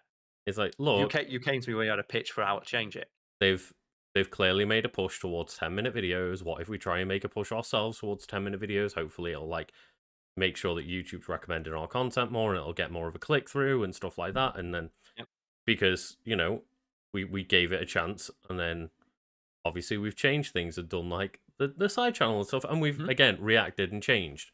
And But you did your research first, your due diligence, and then approached me with the idea. You didn't just say, "Well, I've got an idea, but I think you need to go do something." It's like, "No, you're the one. If you've got an idea, you do the research." Anyway, mhm, so I was asking them like, I just got, and I think this is where I was like, really trying to be polite. Do you know that British way of not saying what you're saying? mhm. Do you know when you're like, that classic thing that people watching on video can see this of when a British person wants to leave a party, they go, "Oh, right." And Yeah. you're not saying I need to go now, but you might as well. You're But just trying to be polite. you've also done that thing of like checking your phone a few times. Yeah, I'm gonna have to head off soon, like yeah. just a heads up. 20 minutes later, yeah, I'm just checking my bus times now. I was like, think it'll have to be soon that I head out, and then you do like the, well, yeah, could I Because get going? when the person doesn't get it, it's like it's really hard to be like just blunt. Be like, Hmm. "Look, I need to go." So I've just like I followed up this like one of the things I said is, "You admit that the channel is about friends talking to each other. Why do you feel that you'd slot into that idea?" And I think that's about as close as I could get to being like, Professional, but getting to the point and being blunt of about like, it. Yeah. yeah, this is a we are a business and we are a business that is run by friends. Why are you trying to like break into that? Because Hmm. they're not giving me a business proposal. And that's where I start to realize, are they just trying to jump in and be like, oh, I'm going to just sidle into the channel and then I'll become friends with them and become part of it? And yeah, I think that's what their initial idea was.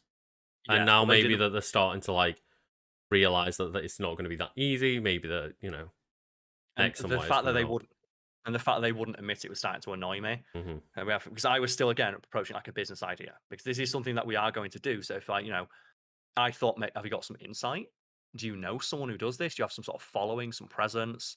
Do you have like a unique thing that you do? Do you have Hmm. any information about this world that would be beneficial to us? Do you have a breakdown of costs, time, anything that would help us, like, make a better decision, a more informed one?" Yeah, and And sometimes it is just one of those of like, well, maybe they don't have an online presence, but maybe they've got a specific idea for like a certain, campaign. Like it's like specific to Fact Fiend or something. They've crafted it all out, and it's Mhm. really great idea. It's like there's no, there's like a way that this could have worked out, Yeah, if and they'd have it's done a unlikely pitch. because again, like the entire dynamic is friends hanging out, but if you have a strong enough pitch, then it could have happened. Yeah, which is why I know I was responding to them because I was hoping, because that's the thing, when I first read it, I thought, and now I've realized they just want to be part of the channel. They're using it Hmm. as an excuse to try and be part of the channel, like weasel their way in. Hmm. I was just that's under the assumption that it's a business proposal that's gone poorly. Hmm. And I was trying to like draw blood from a stone of like, give me the information that I need so that I can make an informed decision about this one way or the other. You are not giving me that. And this is where I realized, and they said, why do you think I would fit into the conversation between friends? That's all role playing is. At its core, role playing is a collaborative storytelling. It's a group of friends getting together, telling stories, having a good time. It doesn't just work if everyone's not working towards the same goal and getting along. You and the team already do that. Your whole channel it does, and it's awesome. You'd be a great role playing group. All you need is a GM. and that's where I could fit in. And that's when I was like, for fuck's sake. That's when I realized how my time had been wasted. I'm Mhm. like, you're not trying to make a business proposal. But I'd already put too much sunk cost fallacy. I've already fucking sunk like 2 hours into this back and forth. Mhm. I need to know. I need to break it down more. And I said, like, so, but why do you think you'd fit into the voice of the channel? You're not explaining that aspect. Who are you? Again, I Yeah. feel that's fair, isn't it? Like, you say, oh, well, that's why I come in. Mhm. Why? Why do you think you'd come in? What about you thinks you'd fit in with this group dynamic? Yeah. They're not even explaining that. They're just saying, well, I think I would. Why? Well, you got a good vibe going on. I really like you guys. Okay, yeah, but why do you think you fit in? Well, no, you guys are, you just need a good GM. I'm a good GM. Why? Do you have any testimonials or like, well, no, but I know I am. Yeah. I'm great at this, and I think I'd work together well with you. Okay, but why? But why? Like, get to the point. I'm not sure how to answer that question. And it's That just says it all, doesn't it? so again, like sunk cost fat, and this is where like the conversation ended yesterday, and it continued this morning. Right.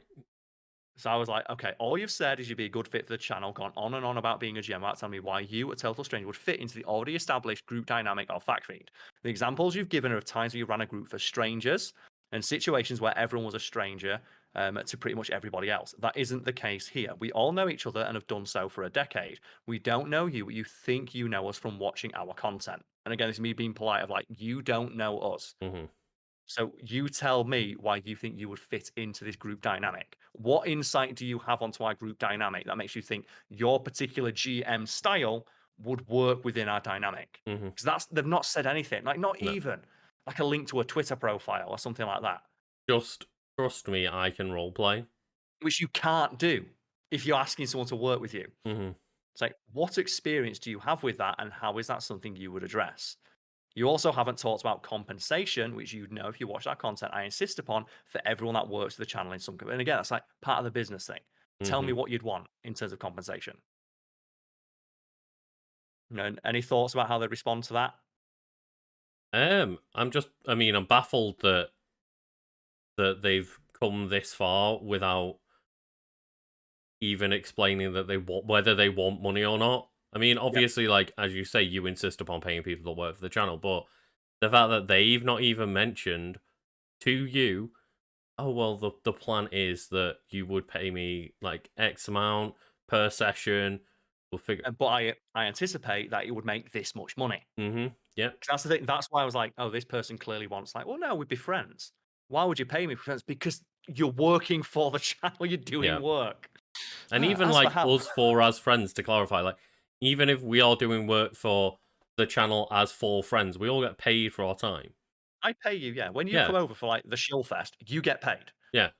Like I pay, even if it is just like because I know you all get yourself reimbursed on your travel, Mm-hmm. but like, I take us out for like a group meal, Yeah. and I make sure that like all the equipment you need for recording is here. You don't have to. There's no extra expense for you Mm-hmm. to come through and record. So as for how I would fit into the established group dynamic, I wouldn't right away. Which mean, and then again, that means they think they would, and it's like, Mm-hmm. They and I don't. think that they'd become friends with us over time. Well, they're not telling me why. Mm-hmm. There's a real weird pitch of I'm pitching to be your eventual friend. Yeah. But they're doing it to a business address with a Mm-hmm. business proposal. It wouldn't. Relationships aren't made overnight. I do not expect to become an instant team member and part of your core friendship group. And again, that's like what's not being said there is I don't expect to instantly become a member of the team and Mm-hmm. part of the friendship group, which means that you do expect that to happen eventually, Yeah. which is really, and again, that's a really uncomfortable thing to put upon someone, especially when you're approaching this from like, I'm pitching you an idea. Mm-hmm. You don't pitch people a business idea and say, "Oh, and eventually I think we'll all become friends." It's like, no, we'll work together in a professional sense and maybe something comes from that. That Yeah. does happen. Maybe like we will continue a business relationship moving forward, but it's not Mhm. that you're going to become my friend. And Oh, anyone that would reach out in this manner to try and become friends with someone they've seen on the internet is someone that I don't particularly want to become friends with. exactly. And it's the fact as well, they kept acknowledging the existence of parasocial relationships. Like I said, "Look, I know you guys are all friends. I know that you're just personalities that I've seen. But then they'd follow that up by saying, and I know I wouldn't fit in right away, but over time, after it's like, And that's the thing to anyone listening or watching is like, yeah, you might think that after a lot of like time watching us and watching streams and listening to podcasts that you get a good grasp of our personality.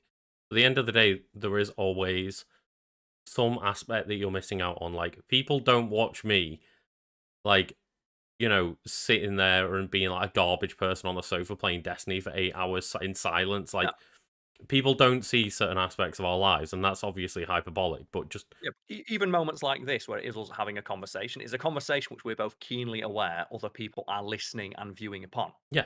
So, there's that elevated version of ourselves Hmm. that exists because, we're in the public eye.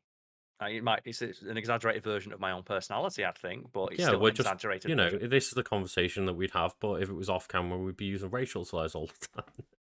Don't say that No, because that's I what know, Twitch but streamers that's actually what they do. do. They actually Oh, the thing god is though, damn it. they do it on stream live, don't they? And then just apologize, get a slap on the wrist. So, before any games take place, I would like to meet with all those interesting play and get to know you a little better. How familiar you are with role playing, that sort of thing, and answer any questions you have, and just see how if you like the vibe I'm giving off. The biggest challenge here would be time, I feel. If they were to go ahead and become content on your channel, this rapport would have to be established before any recording. And again, So that this means is part of the picture. they want to establish a friendship before we record, which means they're wasting our time before Yeah. any business is being done. Oh, so I want to establish a rapport, of which there's two ways you can read that of. They want to meet us multiple times. Hmm. So, in the hopes of weaseling their way into the friendship group we have, or they want us to commit to multiple meetings to have these discussions, Hmm. which is not showing any respect for our time. Because when I later asked them about that, they're like, "Well, I never thought that." So we would have to meet several times before making content and play a few sessions. I understand this would be a major sticking point as it's a substantial time commitment, something that might not even pan out. So I fully understand not being into it. So at least they acknowledge that. As for your final Hmm. bite compensation, they just mention like how much they charge, and it's like that's fine. Like that's part of business. It'll Yeah. do that. And I was like, so your Almost ultimate like they plan should is, have led with something like that.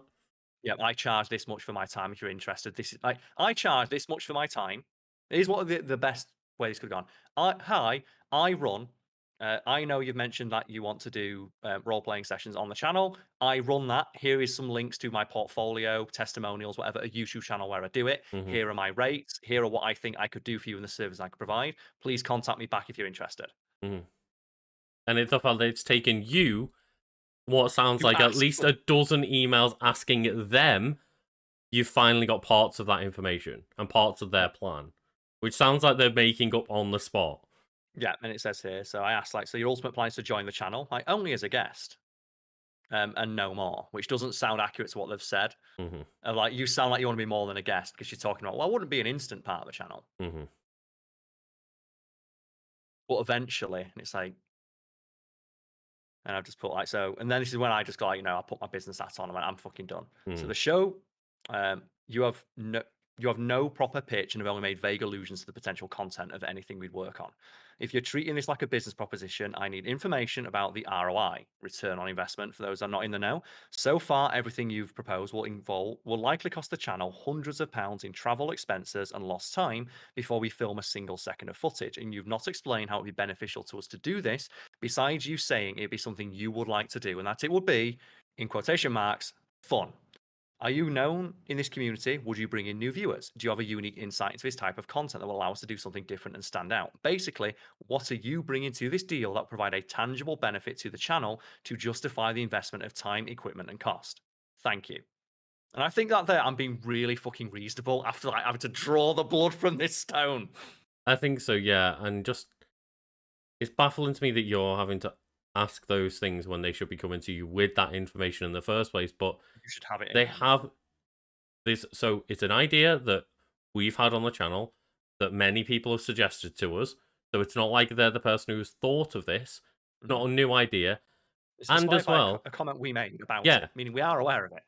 and as well, like they're not even telling us why it would be beneficial for us to not just cut them out and do it ourselves. Yeah. They've explained how they add value to, like they haven't explained how they add value to this in any way, shape, or form. Yeah, besides saying I'm good at it without providing any But evidence we of the could find fact. anyone that's good at it. Like Brad's good at it. You know what I mean? Yeah, Like they and haven't that's mentioned why them specifically is a better option than anyone else we could find. yeah, it's like, well, it's difficult to pitch a role-playing campaign to someone when you have no idea if they want to do one. It's like, it's almost like you should have pitched one. Mhm. If you're the expert on fucking setting them up, set one up that you think would entice us. All I was trying to do was find out if you had an interest in trying it, which we do because they mentioned that we've mentioned it in video. So you know that we are. We just want a proper pitch. Mhm. A proper pitch. And it's like, I also don't see how it will cost you travel and equipment. As I've stated multiple times, I would come to you and provide everything necessary. So Lucas, like we just said, like, you have to travel to Sheffield. Yeah. I have, even though I live here, I've still got to travel. I've got Mhm. to take time out of my day to do this. Yep. And that's something that really annoys me about people not respecting your time. Yeah. I thought, well, I don't see how it costs you anything. All you've got to do is turn up. It's like, But I turning could up be, in itself is like time spent making no money that we could be using to either enjoy our lives or make fucking money. or film, yeah. Yeah. I have a no business plan, no return on investment projections for you, no viewers to bring with me. I'm just an avid role player with the basics of an idea, which doesn't seem to be enough for you. When I understand that, and that's the thing that really pissed me off as well. They're framing it as if like, well, I'm really sorry that you just don't like believe in this idea as much as Mhm. me. It's like you don't have anything. It's not.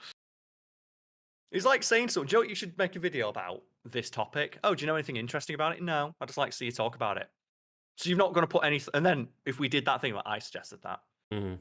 so you didn't do anything. That's my idea.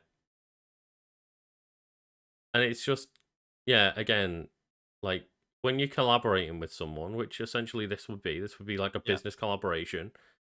Yeah, you should either have an idea that is like unique. You could have an idea that will make us a lot of money, as you said, like return on investment. You should have Even if it's like not going to make us money guaranteed, it's like yeah, at least give me an example of how it could. like How is this do you have an beneficial? audience that you could lend over to our channel? Do you have any specific unique theme or plan for the campaign? Like, no, I just kind of thought it'd be fun, and I don't think it's going to make you any money, and it's going to cost you a lot of your time and effort. Like, oh, And then right. Luke, are you ready to get pissed off? Unless you have something positive or constructive to add, this will be my final email. So they're So this reaching out to you and then getting pissy with you, going, well, if you don't have anything to add to my business proposal that isn't a business proposal, then good day, sir. exactly. Which is why you know what I'm like. Well, I was sat on the toilet. I'm like, fucking, I'm gonna fucking message this first. Do you know when you're like there, and like, I'm gonna write an email. Do you know that thing where you get so annoyed? Like you Hmm. sit and you get into like your inner Britishness comes out. I'm gonna write a proper email. I'm going So I to thought, send fuck it, them a. a sternly worded letter. So I Hmm. was like, you're the one pitching us to the channel's business account. And I put business in capital letters, which I take very seriously as we consider all offers of a business variety. And I expected you to have something, anything approaching a proper pitch, and wanted to know what it was. I assumed, seemingly incorrectly, that you wanted to work with us in a professional sense and gave you the same courtesy I would any potential business acquaintance, my time, and a reasoned response. Are you telling me this was prompted by you thinking it would be fun, and that's in quotation marks, for us all, despite not having any idea of who we are as people? A common issue we've discussed on the channel itself. Hmm. It's like the thing of like, oh, I think it'd be great to work with you guys. Why? Oh, I think your videos are fun. Like, you don't know us. That's why the channel exists. It's because we're all friends. Hmm. We've known each other for. Oh, you all seem to have such good chemistry. Why is that? Because we've known each other for a decade. Yeah. As for expenses, Nisha, Lucas, and Brad all live quite a distance away from the channel's home base, and travel is both time consuming and expensive. Not to mention, any time spent planning and acting on this idea without workable footage being made is wasted, for lack of a better term. And it additionally costs us, the time and setup and stuff like that. Hmm. There's also the use of our equipment for any filming that did occur, plus the additional cost of time when someone had to edit any footage produced. A rule of thumb is that 10 minutes of workable footage generally takes about 5 to 10 man hours to create when all the work is factored in. Which is, I think that's a reasonable amount. Like, a fact theme video is about, 10, 15 Yeah. minutes long. It That's probably takes about 10, 15 hours all in to create, when you think including like about writing, like editing, filming. everything involved and like when you also just take into account, yeah, this is how Fat Fiend operates and like at the production level we're working on and stuff. That can vary massively. Like if someone wants to record themselves just talking to the camera for 5 minutes and Mhm. post it on TikTok, that's a very different thing. And obviously it depends on everybody's like way of working. And that's why it was frustrating me. It's like complete ignorance of the way this would function, but then say, Hmm. "Well, you're wasting my time." And it's like, you're requesting a sizable investment of time and energy from all of us and can't even provide the most basic breakdown of how it will be beneficial to the channel. Hmm. I fail to see how I'm the one wasting anyone's time here. I gave you ample opportunity to convince us of the idea's potential. You spent most of it talking about yourself instead of the idea, the latter being the thing you're trying to sell us on. I think that's fair enough. And they just responded, and this is the last message they've sent. This is the first email that's had any degree of professionalism to it. I found you quite blunt and abrasive in your previous ones. I've spent a lot of my time talking about myself because you kept asking questions about me. It's like, no, I was asking about your idea. Hmm. This is my first attempt at proposing an idea to a creative team, and I was clearly ill prepared, but I will try to remain professional and courteous with my response. So It's that's like, all it is somebody like trying to disguise that they want to hang out with them because and like they, with they us, fucked up. and then sending it to a business account and being like, yeah, this is definitely a business idea, even though it's just I want to hang out with you. The instant I started asking, like, what's the business? Well, I've got no business plan. It's like, but I wasn't. And then when I said, "Well, are you just trying to hang out with us?" No, we're not trying to do that. That's not. Oh no, it's just no. It's an idea that I clearly haven't researched. It's like you clearly did because when I asked you about your thoughts, it's like, well, they clearly put a lot of thought into what would happen. Hmm. Of oh yeah, we'll meet up. Like but remember, notice as well how we started. Like, no, we'll meet up one time. So you meet me once at a Hmm. mutual location, and then a couple emails down the line. We probably need a couple of in-person meetings before we all do this. And it's Yeah. like how quickly and how subtly they try to up the amount of time we've got to invest into this idea. And again, I'm just sitting here going, well, why are you needed? Like, why can we not just do this ourselves on our own time? Like, who are And the even middleman? We don't need and to pay even you that way. We don't need and, to waste our time getting to know you that way. We can just do it ourselves. and even when I gave them the opportunity to provide that information, they're just like, "Well, I think I'm pretty good at it." It's like, show me. Yeah. It's just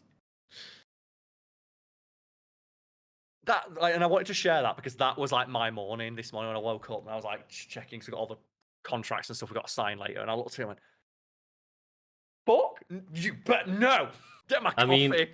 I think I honestly, the moment I realized this person just wants to hang out, I would have been like, look, I'm okay. I don't know why you bothered to give her the time of day for that long. Like, It's dear God. because I wanted them to admit it. No, I Do you know know. that And thing? as Like, you I say, know like, what you're doing. the sunk cost fallacy of it all as well. Of like, I've put my time into this conversation and you're just wasting my time. Like, give me something. Yeah, and then when they turn that thing around of like, "Oh, yo, please don't waste my time anymore." It's like, Carl, I can't believe how rude you were to waste their time. After they reached out to you with a quote unquote business proposal that was, I want to hang out with you guys because you seem cool. and as well, there's a context to this of why this in particular will piss me off. There's a very specific context about someone reaching out to me with a business proposal which they didn't think out, Yeah. and then got mad at me for asking about details. Hmm. Why that specifically will piss me off. 'Cause this has happened to me before, and it was infuriating. Hmm. But yeah, let us know if you have a business proposal to make for the Five Feet channel, and you can just explain basic concepts like how it will benefit us in a monetary sense. Hmm. Feel free to reach out, but don't just reach out and like, "Hey, let's hang out." Which is what they clearly want to do, and the fact they didn't admit it, that's what's got me. Yeah. The fact they didn't just admit of like, hold like, "Oh, okay, hold my hands up. I wanted to hang out with you guys. I didn't realize how busy you are, or how much work Mm. goes into creating the content that you do." I They didn't could think they it could have said through. anything like that. Or even, you know what? I've clearly not thought this as far through in terms of a business proposal. Let me Mhm. get back to you. I'll work on that. That's Come all they had back to with say. like Anything a like that would have proper fixed it. plan. I'll research. I'll come up with like a proper campaign idea. Tell you why you should be invested in me. Yeah, I'll reach back out when I've like just address any of the comments that I've made. Hmm. or, alleviate any of my Because again, concerns. at no point have we said like this No, I never is said no. this is like something that we would never do. It's just that A, we could do it ourselves and plan to do it ourselves when we get, like, I believe 3 more patrons on the channel, and Mhm. obviously it won't be instant, but then plans can start to go ahead. Um, but yeah, just like the idea that, yeah, not that we're against the concept of somebody reaching out to do this. It's just that they have 0 plan or selling points or Yeah, anything. and that's what got me, and it's like, that's all you had to do. And I was getting just so frustrated, like I said, trying to get blood from that stone. Mhm. Tell me why we, because that's the, I never said no. I Yeah. never said it was a bad idea. I never disagreed the idea wasn't good. All I asked was, tell me why we should do it with you. Mhm. What are you offering in this scenario? Because it is a good idea. It's just that you're not telling us why your version of it, like why.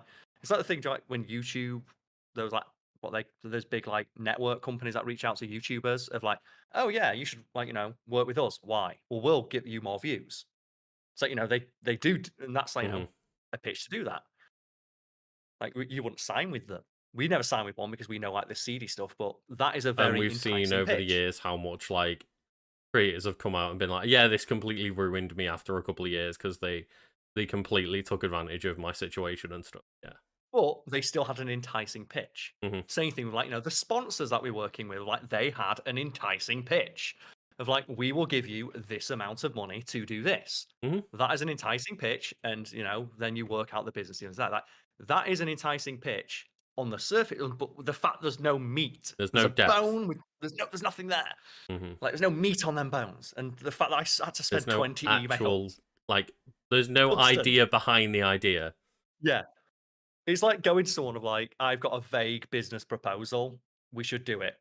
And then they're expecting you to do all the work. Because Mhm. that's what got me of like, "Well, you let me know a neutral place we can meet." No, that's not my job. Why have you You should be not telling me. researched this? Why don't you tell me? Why have you not said like, "Well, I found a neutral location that isn't your office that like works well and is a quiet environment and a good place I to can film and" reimburse you we can reimburse you for travel, Mhm. stuff like that, because I want you to take time out of your day to come do this idea. Yep. No, it's just like I don't know where we'd meet. I don't have a plan of where or when we do this. I don't have a release plan. I don't have a campaign idea. Like not even a campaign idea. And you're reaching out to sell us on you leading a campaign. Not even a single fucking testimonial from the Hmm. apparently hundreds of people they've worked with who say they're a good GM. Yeah. Like, not even a single quote from one of them And I about them understand, being good at it. you know, people are not business savvy. Um, or you don't start your life being business savvy. You You have don't. to You learn do. these things like we all do. And by no means are Carl and I like complete like know-it-alls in terms of business either. Um, Evidently, yeah. but at the end of the day, if Carl is asking you these questions, like maybe take some time to go away and think about it, rather And than that, just that immediately responding, "Well, I think I should do it though." but why? That's the thing. But why?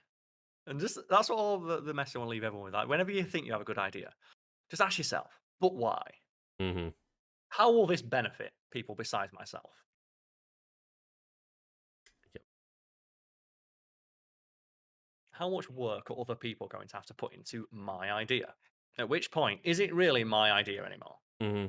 How much compensation or input should I have on something when I'm asking other people to put in more effort than myself? Business! But speaking of business, Lucas, what we got to plug? What's your business? My business is that you Yes. can find me over on twitch.tv/Legend of Kanto. Yes. I've been streaming regularly like Tuesday, Thursday nights, Yes. 10 p.m. British time. And I yeah, believe the day this podcast goes live, you will be streaming Mario Kart against fans of that yours. is true. Yeah, I've not played the latest Mario Kart track, so tonight I'm doing a community night. Again, 10 p.m. British summer time. And yeah, find me on my Twitch channel. And if you've got Mario Kart 8 Deluxe, come and play. And if you're in the Twitch chat, you can go to like your Discord where you'll be able to find information on how to join. So I Indeed. think people could go to your if they're clicking this before the stream goes live, then go to your Twitch and just like exclamation point Discord to get a link to the Discord to go in there, or Hmm. maybe if you put a Discord link below this podcast, they can I find it there. For believe it myself, normally is in the description. yeah. Myself, just twitch.tv/Karlswood. You'll find everything you need to know there. And I need the bathroom again because I drank so much coffee and I got so irate. So look, I'm going to close this one off and I'll come back and I'll speak to you in a minute about the stuff we're doing after this. So we're leaving the podcast there indeed. Yes. Cheers, Yeah. everybody. Thank you very much.